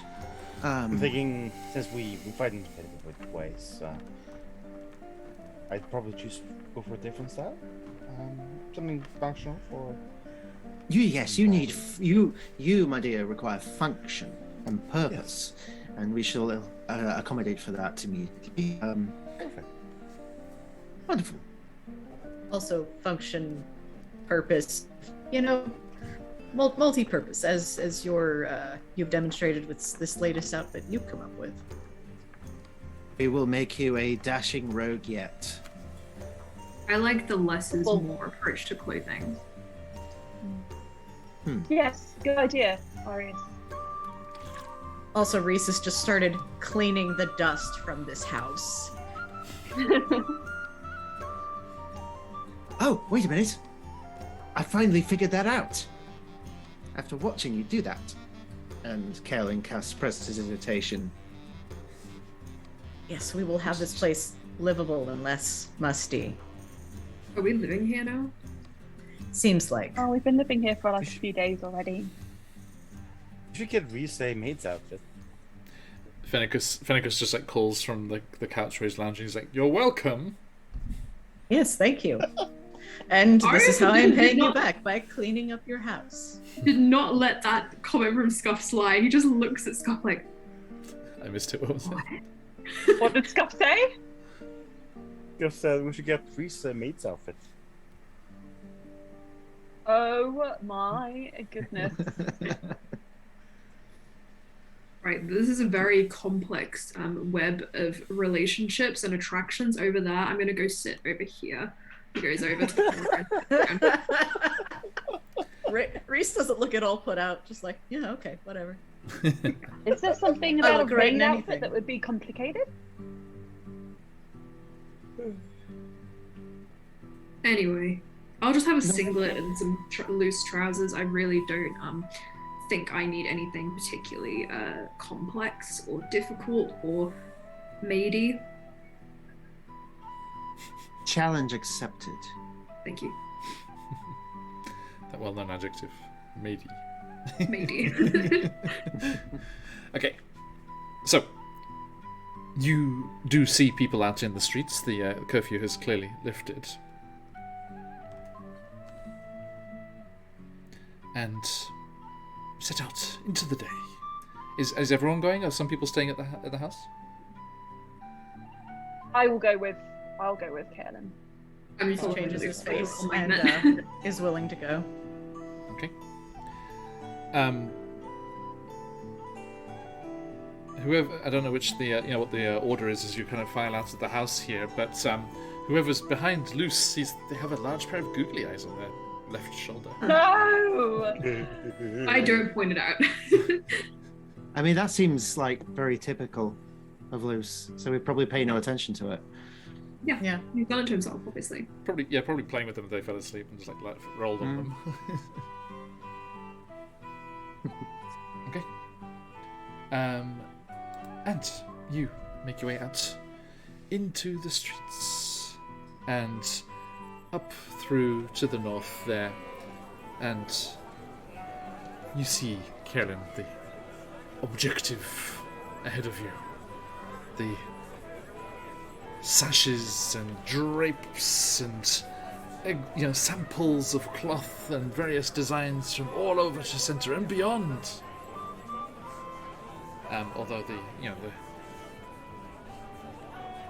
bales of fabric that have travelled a good long way have a good decent price tag to them as well, unfortunately. I mean, I still have all that money that we found. True. That is true. You could check in Arius's mouth for extra coins. He's got some. So, It's Aris's mouth the equivalent of the behind the sofa cushions. He has like 3 rows of teeth and there's just stuff like in there. So, Not always useful. So yeah, Kaelin. so around about this time is probably the one and only time you would see Kaelin animated to the point where she's essentially a Disney princess. Aw, I'm imagining her like dancing through the I'm just like you. fabrics. That's really Just before you go through the threshold there, a couple of bluebirds from the Dassos just come whirling around you and disappear. Reese kind of does a little strum on the lute. Hell yeah. And you go through the main entrance there, and you see suspended from the ceiling, draped over tables, in rolled up bales of cloth in baskets, offcuts free of charge for making little nicks and knacks, and a slight,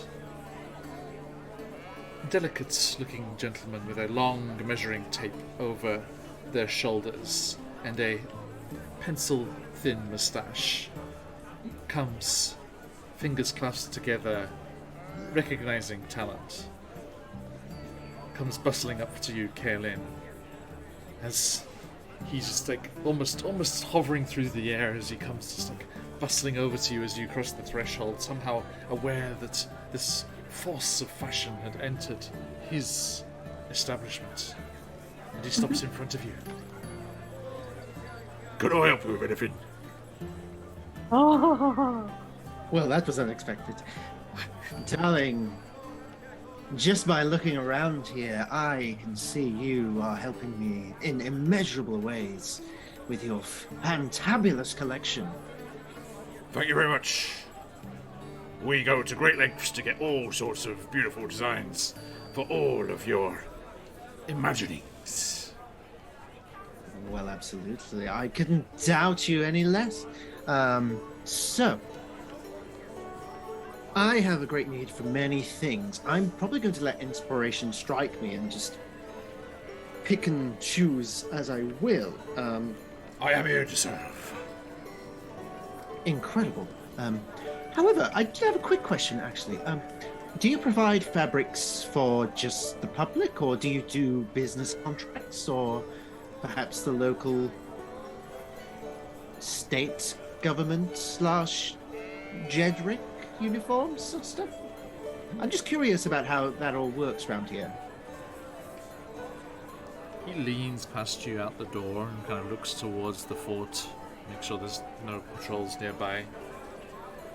I would not be caught dead designing something so mundane and functional.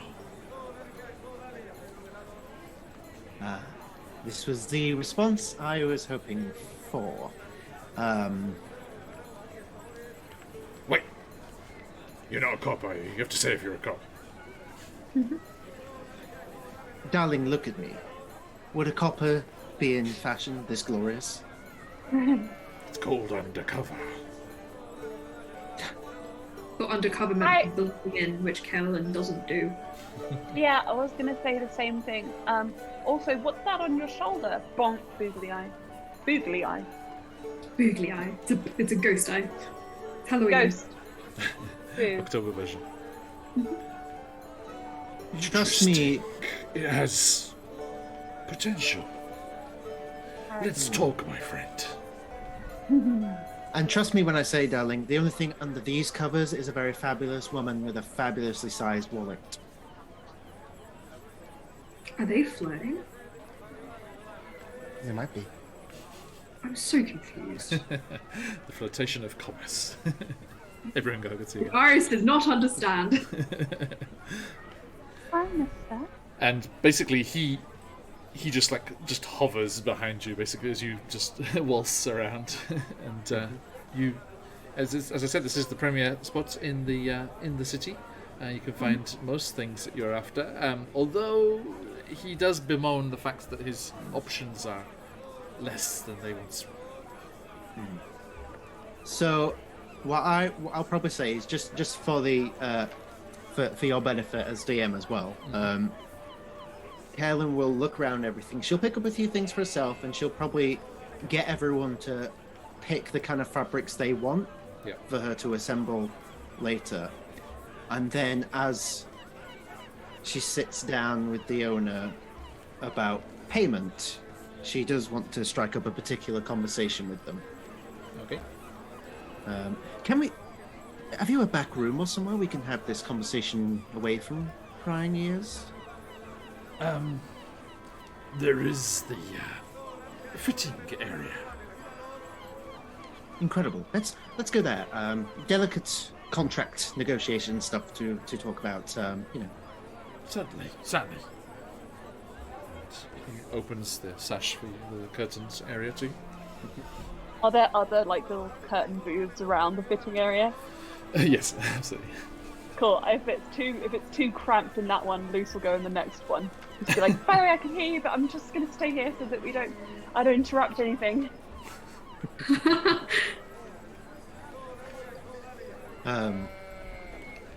So, you are free to speak here. We are of like mind. I get the sense that you are somewhat irritated at the lack of freedom with the fabrics which you are to bring in and how you can sell it and distribute it, particularly due to the nature of the ruling class here in Mirth. Would I be correct in that assumption?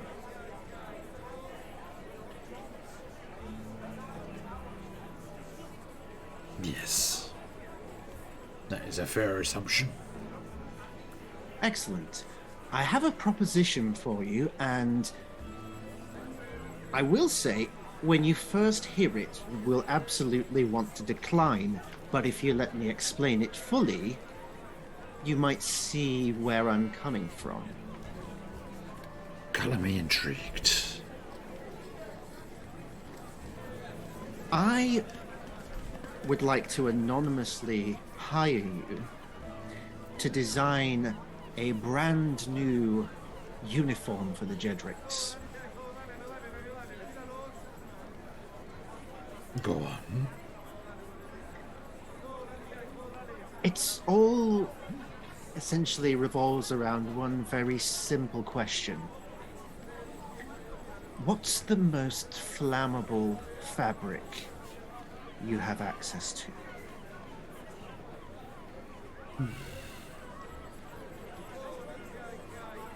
There are certain treated fabrics that, whilst tougher and less likely to wear, you see, we here at Dress Well. They have the Greek names. I looked at it, I was like, I'll just go with the translation. Dress well. Nitisu kalar? Maybe? I'm not sure. Anyway, We here at Dress Well serve both the high aristocracy of the city and the lowest labourers. It is our pride to be able to design and please all comers. Now, the labourers need something a little tougher, and some of those fabrics, the way they are treated, it is there's a certain waterproofing that the fishers like. That well, you know, they're out in the water. You don't have to worry about fire so much. So we, for the sake of the weight of it, you know, the freedom of movement, we are a little less severe with the flame retardancy, shall we say. I see you are now coming onto my way of thinking. I knew this was the perfect place to attend.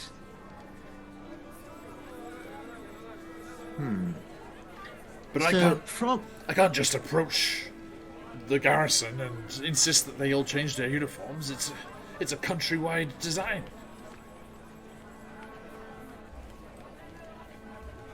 Perhaps with a very official-looking letter from higher powers?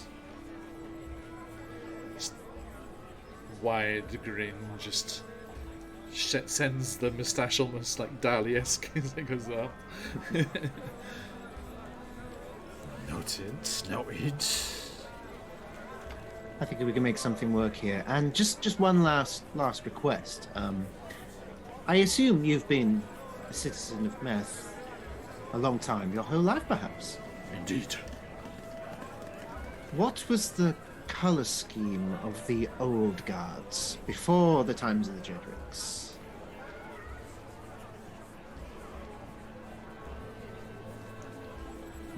Good question.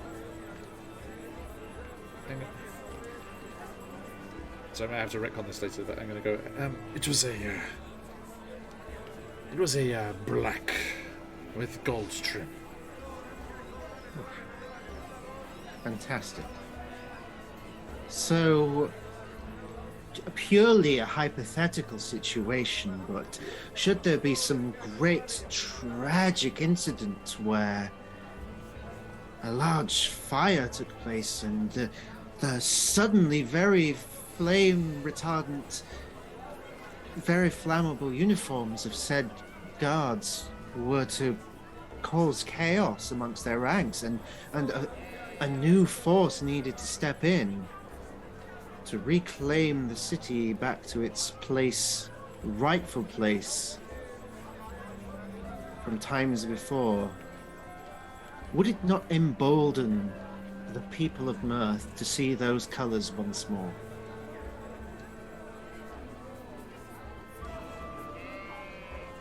I think.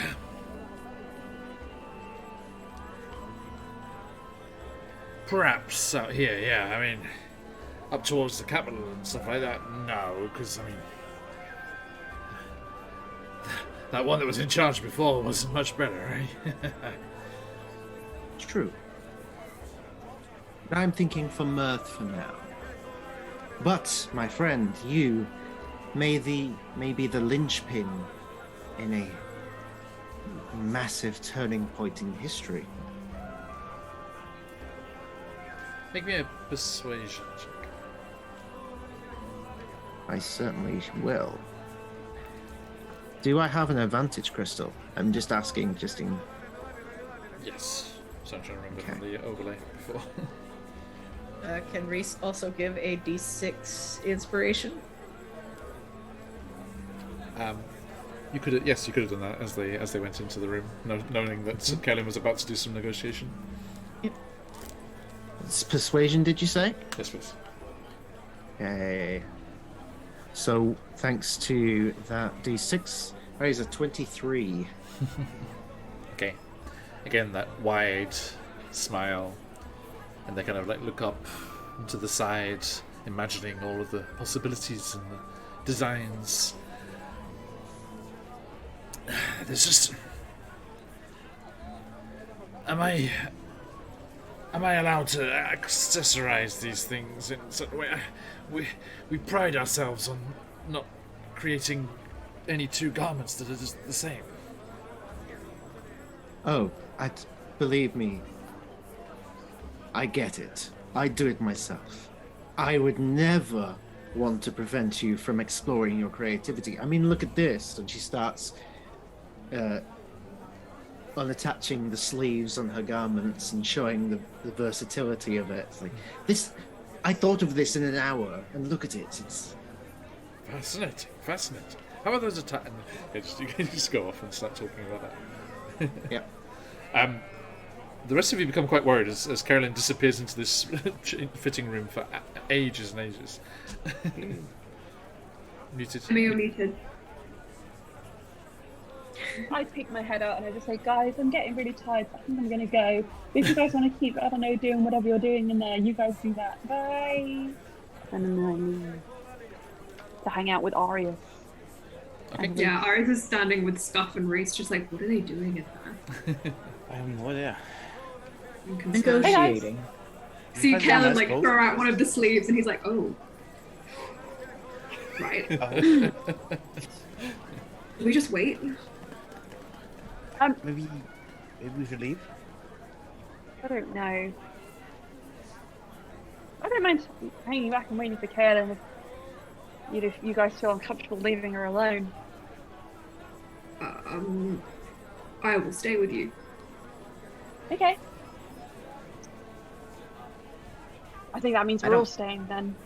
Yeah, I don't mind staying. Okay, so shall we just Lucy's just gonna sit down or start setting out like googly eyes, like going through his sock collection. Are you feeling okay, Luce? Yeah, I'm just Planning out your next prank. I'm kind of wondering if maybe I should return these socks to their owners. I just don't really remember where half of them came from. Maybe you should donate them. That's a thing you can do to pay penance when you've been bad. Charity, you know. You think I've been bad? Well, stealing is considered bad, right? Yes. Yes. Yeah. It is definitely considered bad. I'm not saying you shouldn't do it. It's just that if you wanted to return them to a charity, that would probably be good. It is good return. It's good, so maybe you don't need You guys need clothes. I start giving socks out to my friends. They won't fit my feet. Why? You look down at Arius's like pointed webbed feet. Yeah. Yeah, I should have thought of that. Okay. Scarf? Yes, Socks? it's kind of neat. I'm sure there's other places that would need them more. Orphanages. Orphans. That sounds like a lot of effort, and I'm just like, if I go to the orphanage, 100% I'm gonna meet someone who I made an orphan. Even better. I've made many orphans too, Luce, and you don't have to feel alone. Excuse me, I will get back to that. Arius, that means so much to me. Scuff, did you just say even better? I did. Why? Because at least then you'll be helping someone who needs it.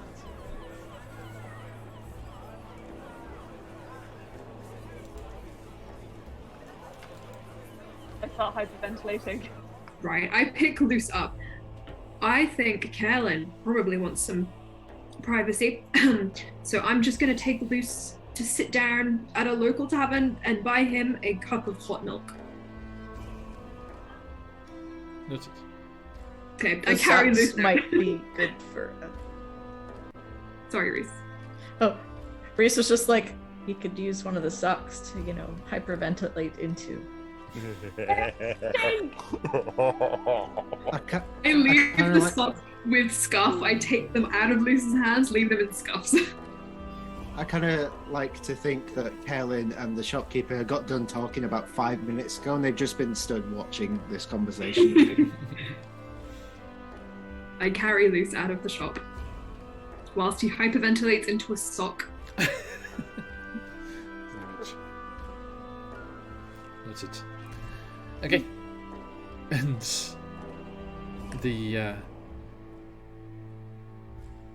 return journey is uneventful. Now, whilst Kaelin is putting together these garments, there are things that can be done. There are other people in the town that you were hoping to bring to your cause. There are documents to be forged for the requesting of a new uniform design. Perhaps test it out in Marith. Focus group. Yep. Yep. Reese is going to get on them forgeries. Excellent. And let's see here. Actually, I think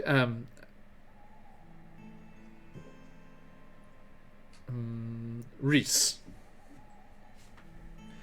as you leave the clothing emporium there, Dress Well, you see the head priest from the Parthenon on top of the pillar rock there, Therius Royce, who led the funeral and things a couple of days ago, is moving through the streets. Do you look the same as you did that day? No. The only thing that looks the same on Reese consistently is that he generally keeps his eyes some shade of blue. And the group would probably have picked up on that. Okay. I'm trying to think. Okay, well, I suppose. Yeah, I suppose. I mean, as players, Reese could, like, kind of casually, like, approach Royce for, like, a conversation, perhaps. Well, and this is something he would instigate. So, I was looking for someone if he would recognise. But I think whilst as players they weren't there. I mean, Carolyn and Scuff were there, weren't they? So yeah. Scuff. Mm-hmm. The head priest, Therius Royce, comes over and he says, Scuff, wasn't it? Yes, that's me. Yes. I just wanted to say, it was a wonderful thing that you did for the old captain's son. Yes. It's the least we can do for someone who deserves it. General kind of disregard for that kind of respect, and it was lovely to see the the honor guard and the proper observing of the rights, Of course. I think a lack of respect is a growing plague these days. Unfortunately. It seems to be tending in that direction, yes. Well, you have my thanks.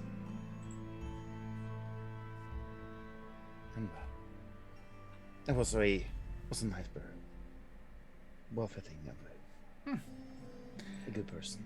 It was good to speak to the people again. I used to be quite the popular orator in my younger days. What happened?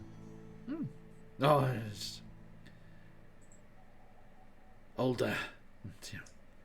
As you move up in the ranks, they actually give you less and less to do. Oh. Well, that sounds horrible. It should be the other way around, shouldn't it? Oh, and I'm happy not being too busy. Are you really, though? You said you like talking to people. I get to do an occasional service or sermon at the temple. Well, that's always good, at least. But I was quite the fiery speaker, if you will, back in my youth. I can imagine. Anyways, sorry, I shan't keep you. Good to see you again.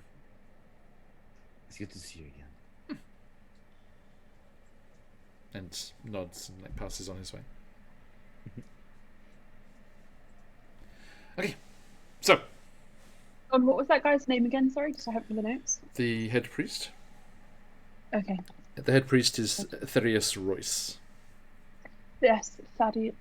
Therius, yeah, I'll stick it in. Thesaurus.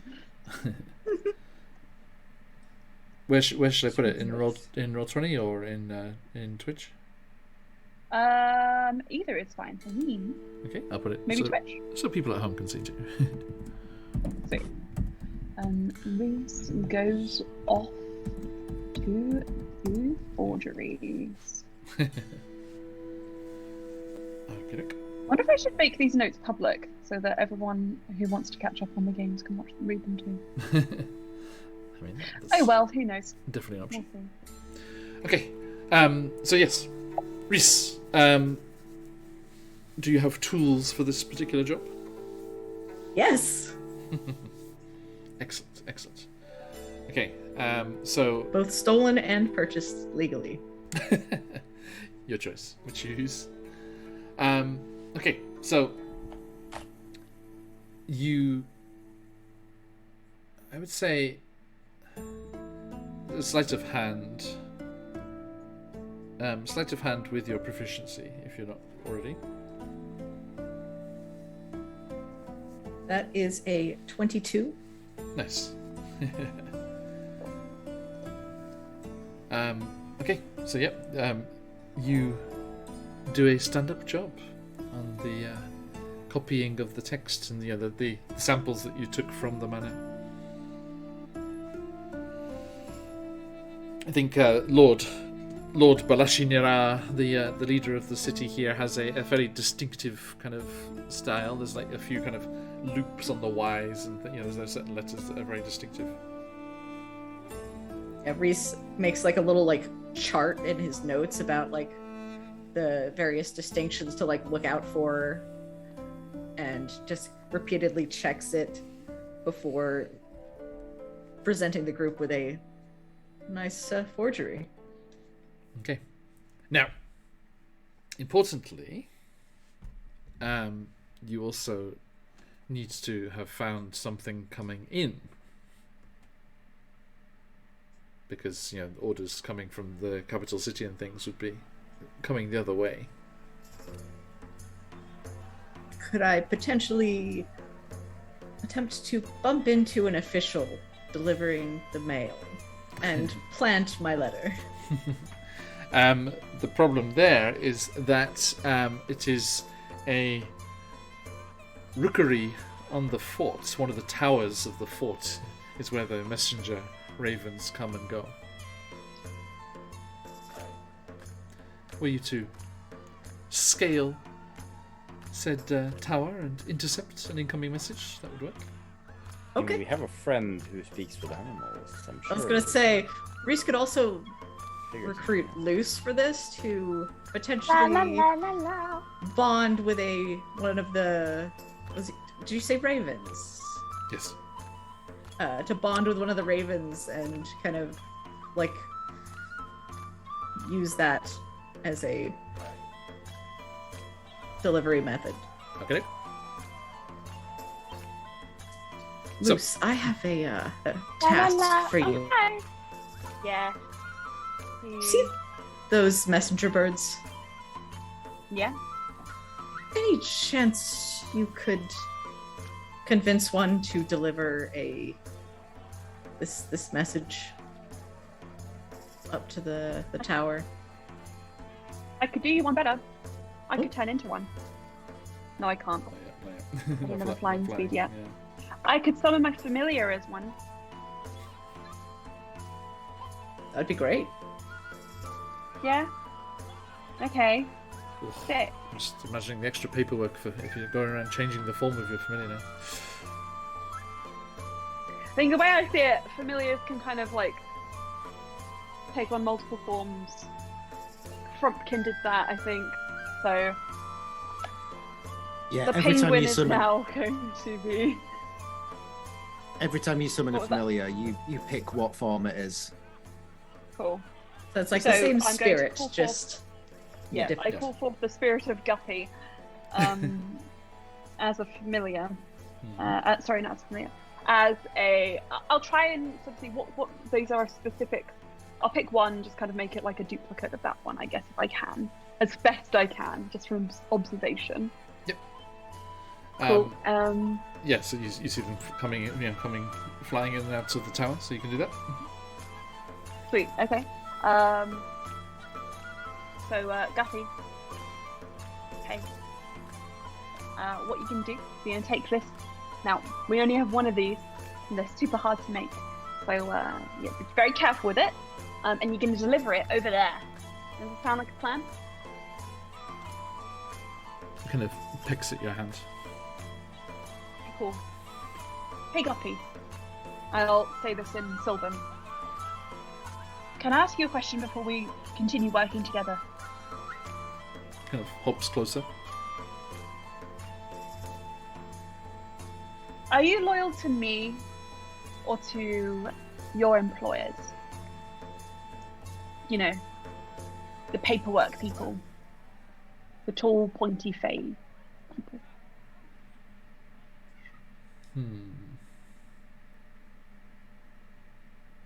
It picks at a loose thread in your clothing.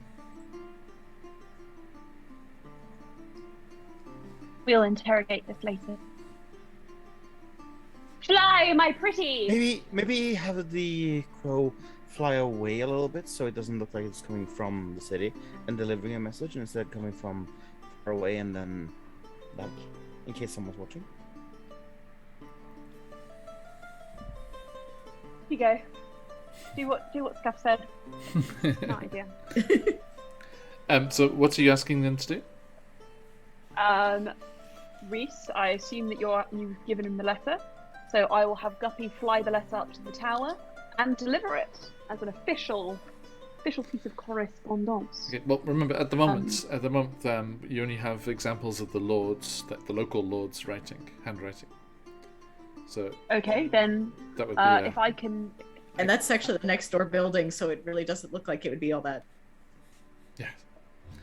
If you want, I can also sort of look through their eyes to see if I can get an image of the other letters, and then okay, cool. Hey guys, I've got one of my cool ideas again. Everyone, leaning close. So what I can do, if you want more Scuff, I expect positivity from this found family. But anyway, I digress. I can look through the familiar's eyes, and I can observe other types of writing, and maybe, Kaelin, with your magics, you can look at them, because you can look into my brain, right? That is something I yes. And then maybe you could show them to Inky, because you guys have a psychic connection. And then boom, replica. I'm scared of Inky. Sorry, Kaelin. I'm scared of Guppy. A little bit. Scared of all you guys. As you should be. Yeah, that's actually quite fair. Joking. I wasn't. Neither. Okay. So, you're going to go in and look for arriving letters, Luce. Yes, this is a plan with many layers. This is the first. Okay. Fly, my pretties, I say to Guppy. Okay. And then, someone hold my hand whilst I'm in his head. And I will go into their brain. Okay. And you do see, it's like, they have that drone racing and they have the cameras on the drones. It's like this bird's eye, literal bird's eye view, as you very cool kind of swoop out over a few of the buildings towards that main northern gate, and then it does a long loop round over the Dassos, over the trees of the forest there, and then finally swooping down before going up on an updraft up to the top of the tower and in through the kind of archway, little bird-sized archways, holes, like a old dovecot kind of design, and goes into the interior, and you can see and you can see a large number of birds, like kind of like wings kind of hunched up, kind of shoulders hunched up as they're kind of sleeping there. Every now and then one will just go out, fly out, and one will come back from time to time, and they are kind of softly cawing and chirping to each other. And you can see a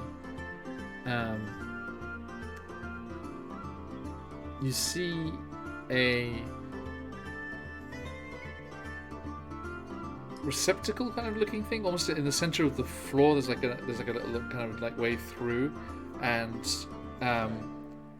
as you're like kind of looking around there, another bird with a message clearly attached to its ankle comes in and then goes down that hole to somewhere below. Down I go. Okay, and you see a Jedrick there, but without armor or weapons, just with the cloth, the cotton uniform. on, and he, lets the bird land and then detaches the message, gives them a little bit of grain, and it flies back up to the roosting area above. When he unfurls it, I will shit on his head. Okay.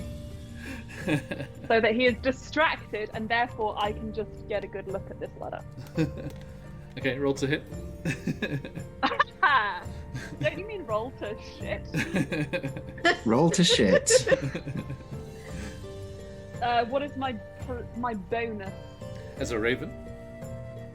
A raven. Are they proficient in shitting?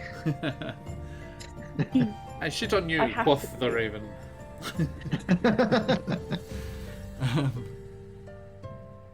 I don't Look have a at raven Lala. in here. It's only have the war Just ostrich. sitting on the stair, staring at that sock. Right, I will look up a raven. That's right, then. I got it. Sweet. Alright. So, our raven is... Okay, its dexterity is +2. It is proficient in shitting, so +4. Yeah. Okay, so it was 14. If it please your majesty. 14 on our Jedrick friend there, without any armor on. Merely their dexterity. Prime shitting target. So yes, your familiar Guppy swoops in and with a perfectly placed projectile, and then the guy's like, what is? Get out of here! God, wipe this off, and it just bustles out. Can I just take the letter? Wait, it bustles out the door. Yeah. Okay, right. I'm gonna take all the letters I can fit in my claws if there are any lying about. Hell yeah! Even easier. Cut out the middleman. Sorry, Inky.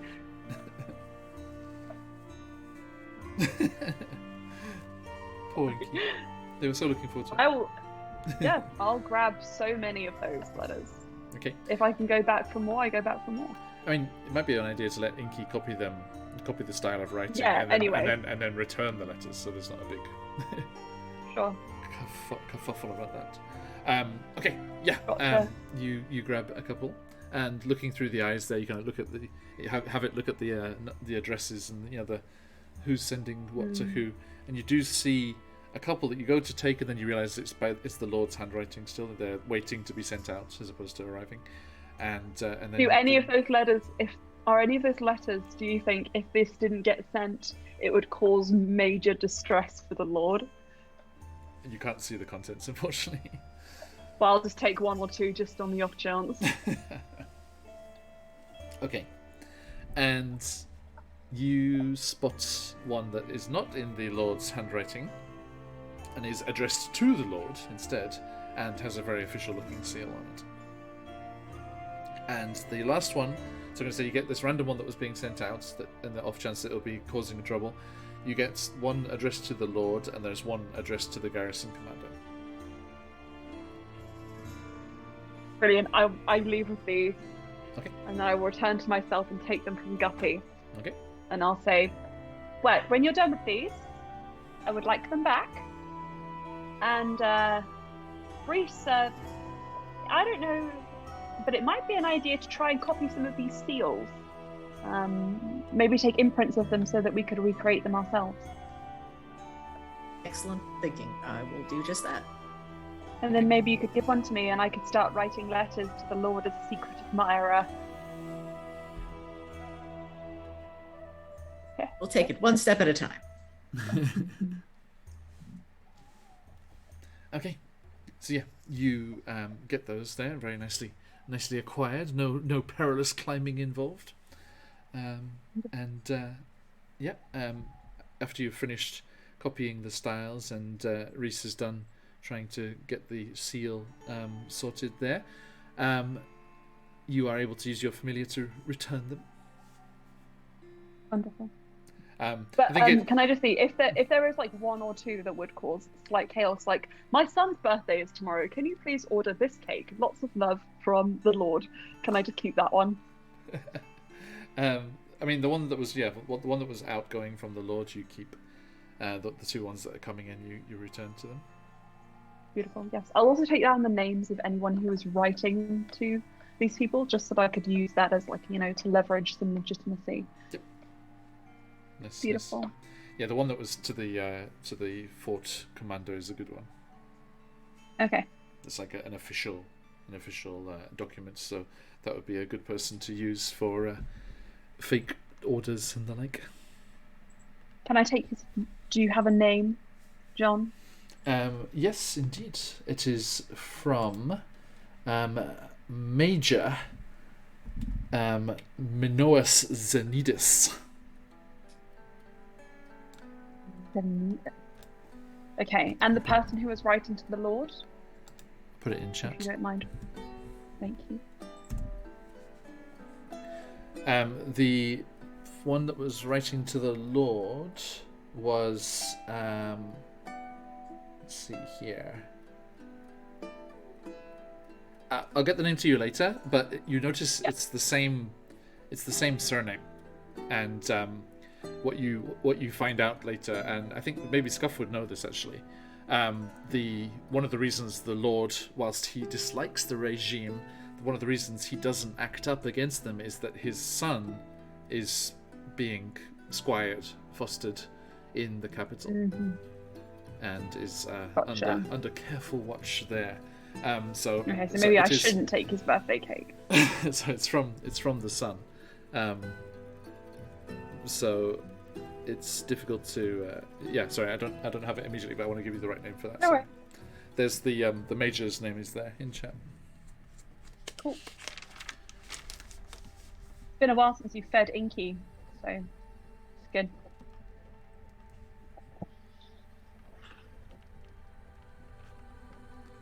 Okay. Nice. Anything else that would like to be done this day?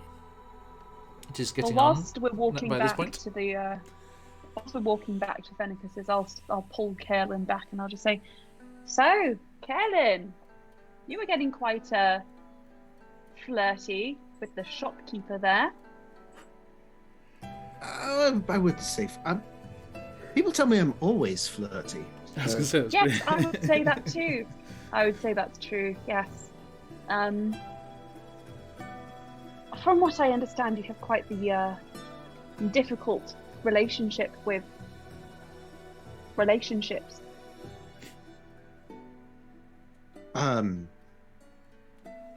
You immediately see her body language change and become very closed. No, it's fine. Just I try not to think about it too much because it hurts, you know. I had a great relationship, if they existed. That's the quandary. I don't know if my significant other was even real. I don't remember, so it's all a bit weird. But it's fine, because it's not important right now. And what is important is what we're doing here, and let's just say I'm playing the long game with this. Because if everything goes the way I hope it does from today, then those Jedricks that we're overthrowing may be a bit more flammable, shall we say. You know how you like to start fires. I can definitely help you with that. I'm sorry about. What was her name? If you don't mind sharing. There is a hesitance because she knows she hasn't said the name out loud in years. No, of course. Her name was Yesaya. Yesaya Umbrath. I shall put that in chat. I've guessed something for now. A pretty name. You love her still?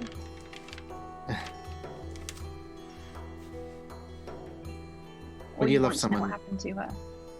when you love someone, you never really stop. So, I do want to know what happened. Well, first of all, if she was real, because if she was real, then she was either taken from me, or she betrayed me, or there's a million possibilities. I just want, if she is alive. I'm not going to do this, but the idea that's flashed across my mind is that this, like, it turns out that Yesaya was like a coping mechanism you cooked up and created in your mind as to deal with a burgeoning awareness of the quarry.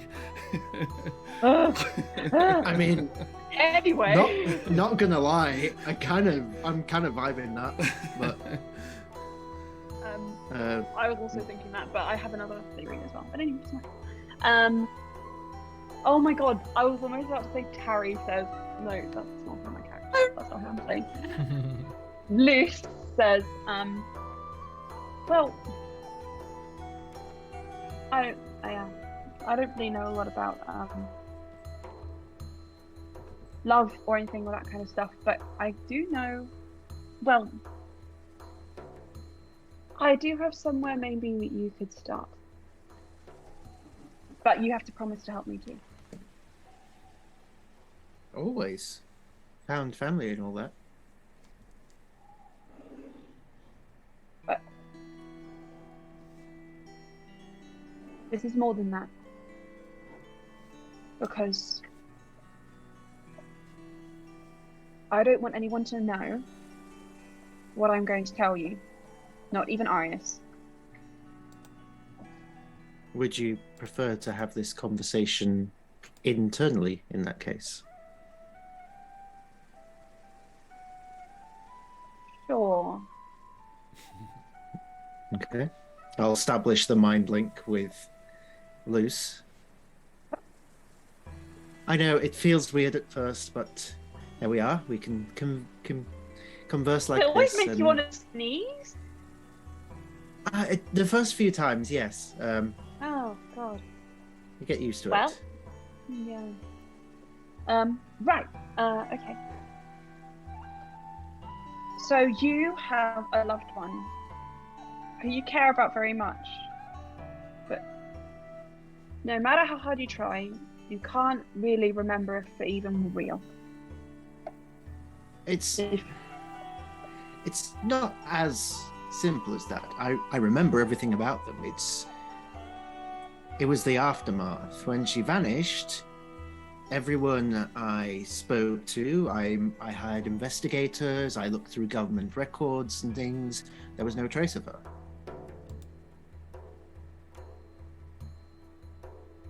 I remember her, but no one else does. What if I told you that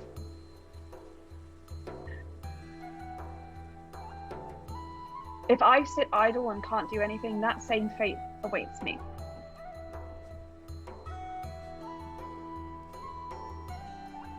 There's an immediate look of concern on Callan's face.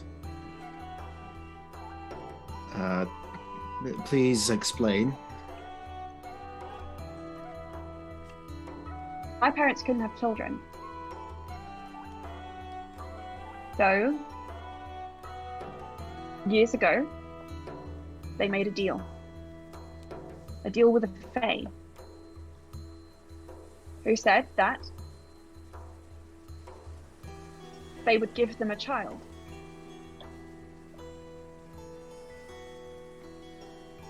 When I was talking to Arius before, I wasn't making stuff up when I call him naive or just pulling stuff out of thin air. I exist thanks to a being beyond my understanding.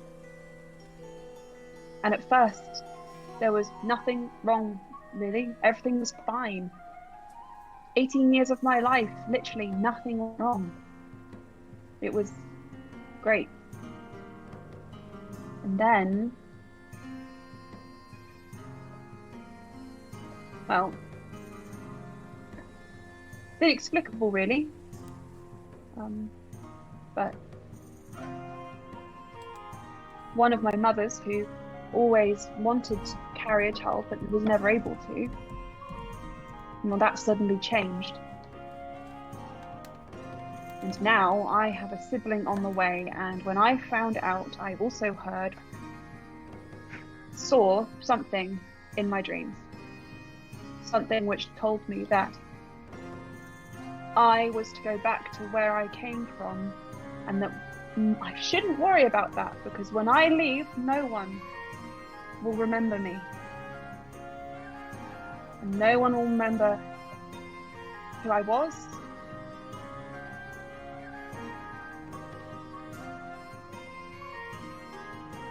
And I studied with a wise woman.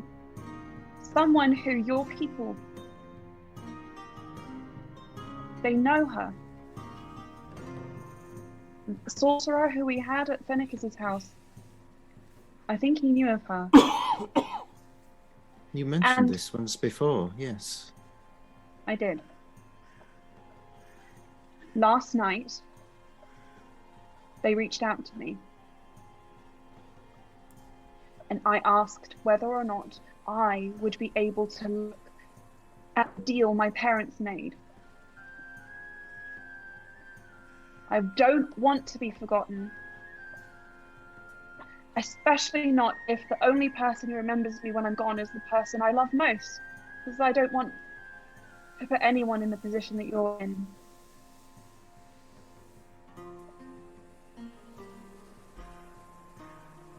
I couldn't bear it. I'm going to go back there. I can only go in my dreams. Next Tuesday. And I think I might be able to bring you with me if you make a connection with my mind before I sleep. And then both of us can look. You can look for Yesaya, and I can see what deal my parents made. And in return,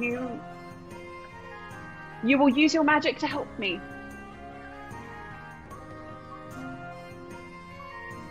And I cross my arms. Like, this is going to happen. You don't get a say in it. Assertive. So Assertive.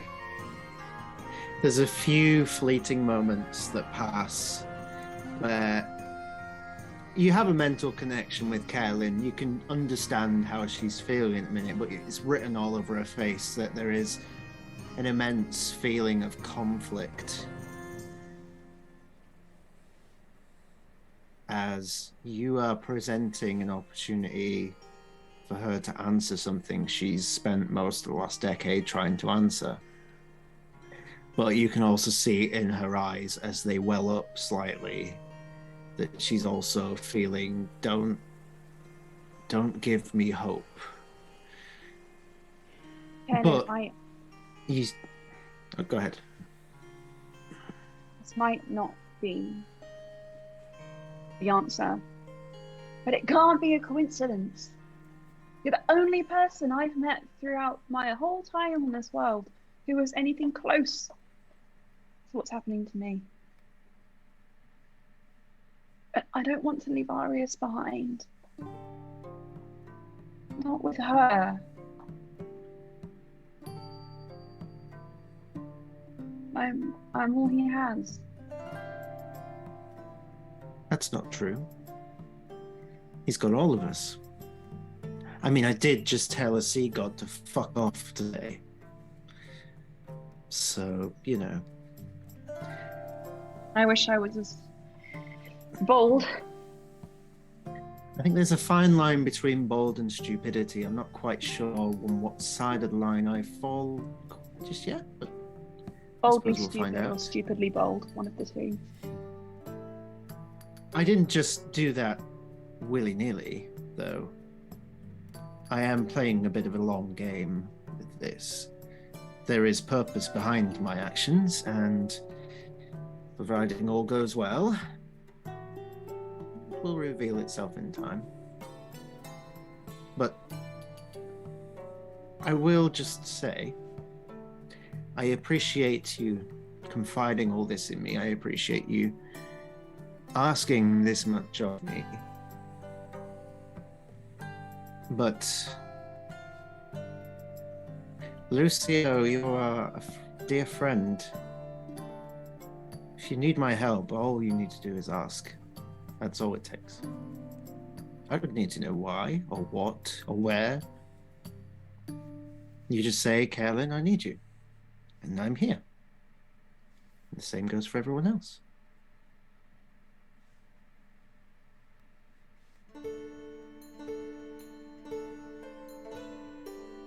Feels seems a bit more what I'm used to.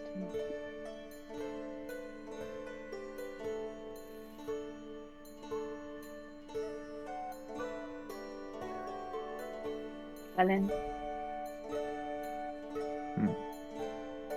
I need a hug. Now I can definitely help with that one. Stop. Okay. Oh, bad. When I made that noise, he just yelled and came back. Now, Sweet. Or was it Lala? as you all make your way back through the streets, back towards Finicus's house,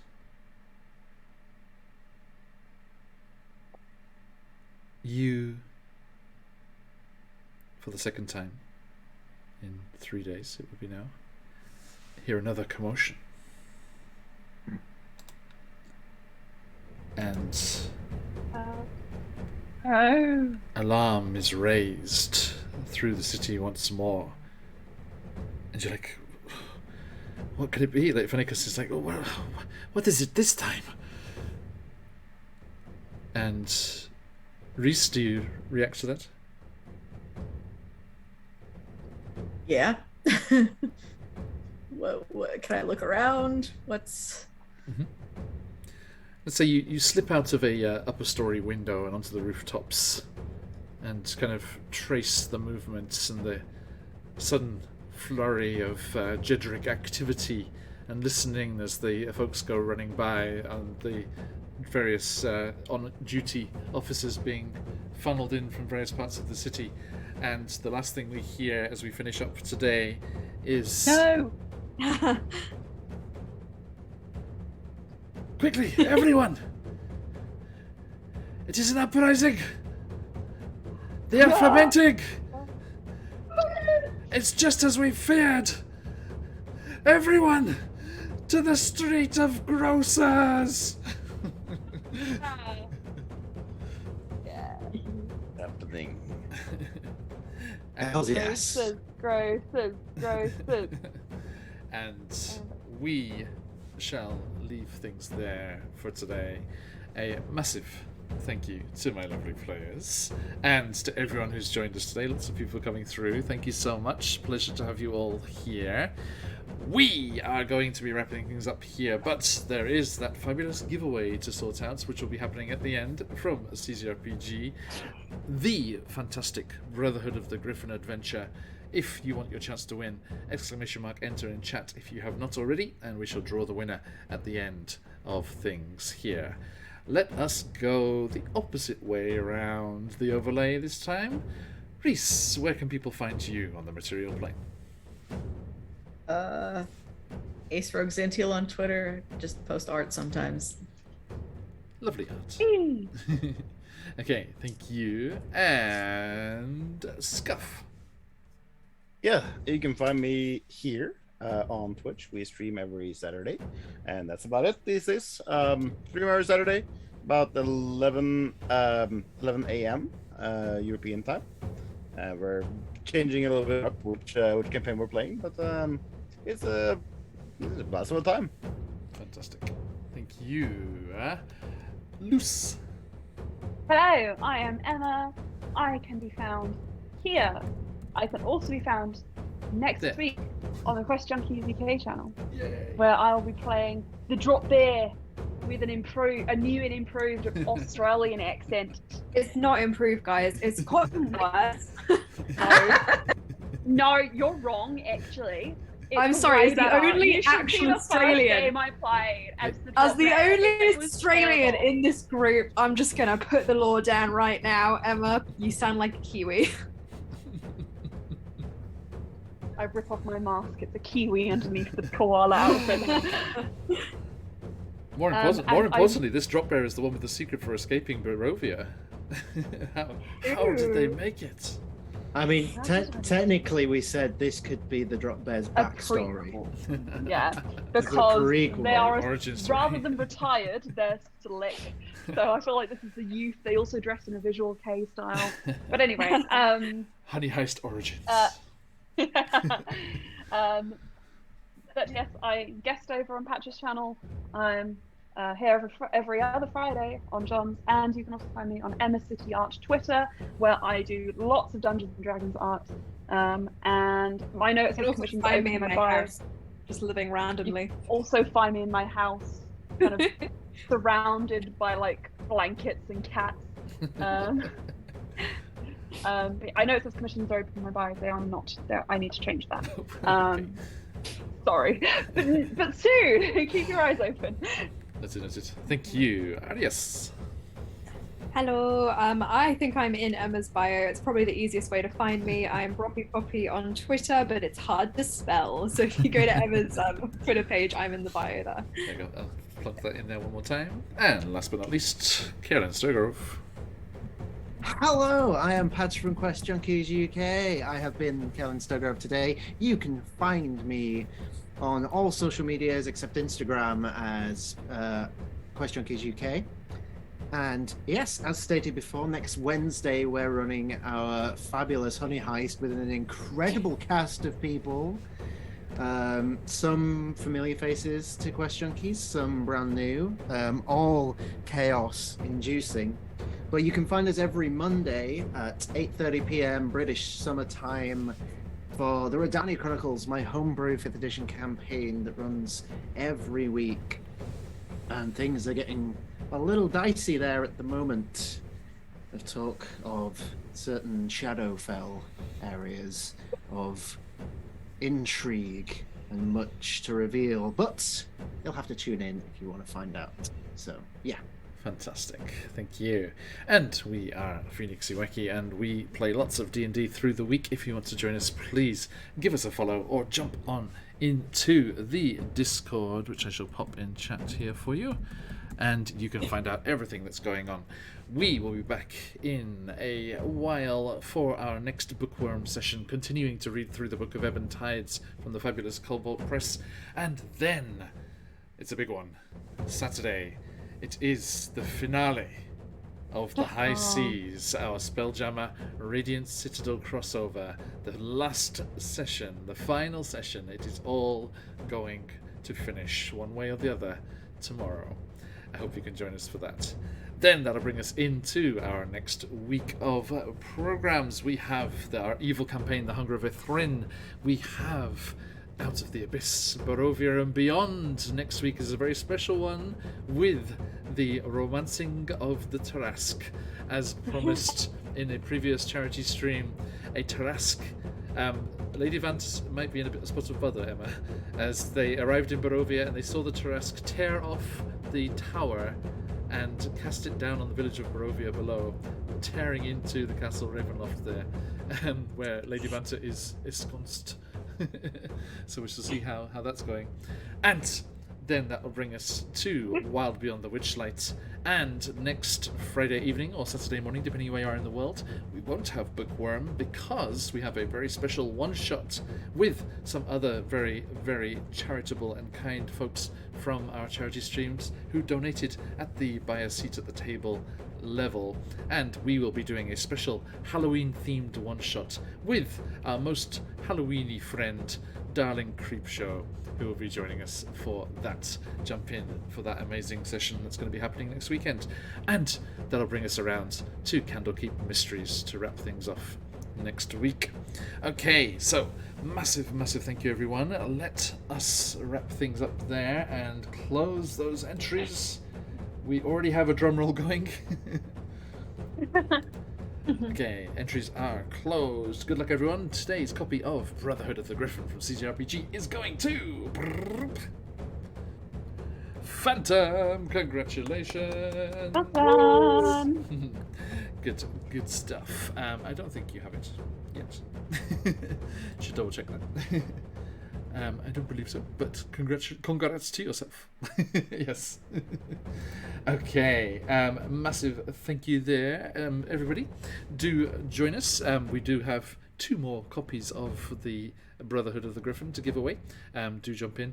And we have some other fabulous prizes. There are going to be gift certificates for Troll Lord games and a beautiful set of Phoenix dice to give away in our High Seas finale. So do not miss out on that. Okay, thank you, everybody. We shall see you all again very, very soon. But for today, let us head off raiding. What is going on in the Twitch stuff? Who is on at the moment? Hello. Any of the stream team on? Let's check. Who we got? Goody.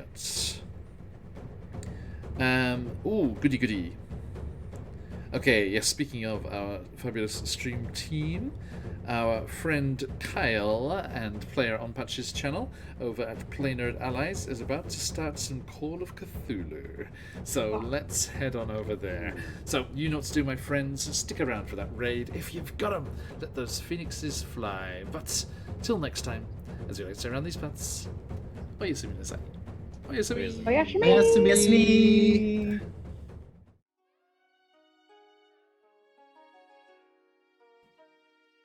Of the many ancient civilizations of the world, none can surpass the grand majesty of ancient China, one of the oldest and longest lasting civilizations in the history of the world, going back over 4,000 years. Troller Games is proud to announce our latest Mythos series project, the Codex Sonarum. The Codex Sonarum covers the might and profound wonders of prehistoric to medieval China, both historic and mythic for castles and crusades. With almost 200 mythical Chinese creatures and over 140 deities and heroes, the Codex Sonarum is filled with monsters, gods, warriors, and more on a level that will be truly legendary, told in a narrative true to Chinese history. It introduces the basics of Chinese martial arts and is complete with Qi and the many legendary abilities associated with it. Ancient complex systems of sorcery, spellcraft, and fortune-telling, even enchanted charms, are explored as well. Players can live out their characters' adventures in tales set in popular Chinese fantasy styles like wuxia and more, while within a pseudo-historical setting and brought to life by the castle keeper or game master. Researched and written by Brian Young, the wildly popular Mythos series delves into the mythos of the ancient world, bringing hosts of gods and heroes, legends and lore, and even the monsters and foes that plagued the peoples of ancient times to the stories that you create. The Codex Sonarum brings ancient China to your table. Join us and pledge today.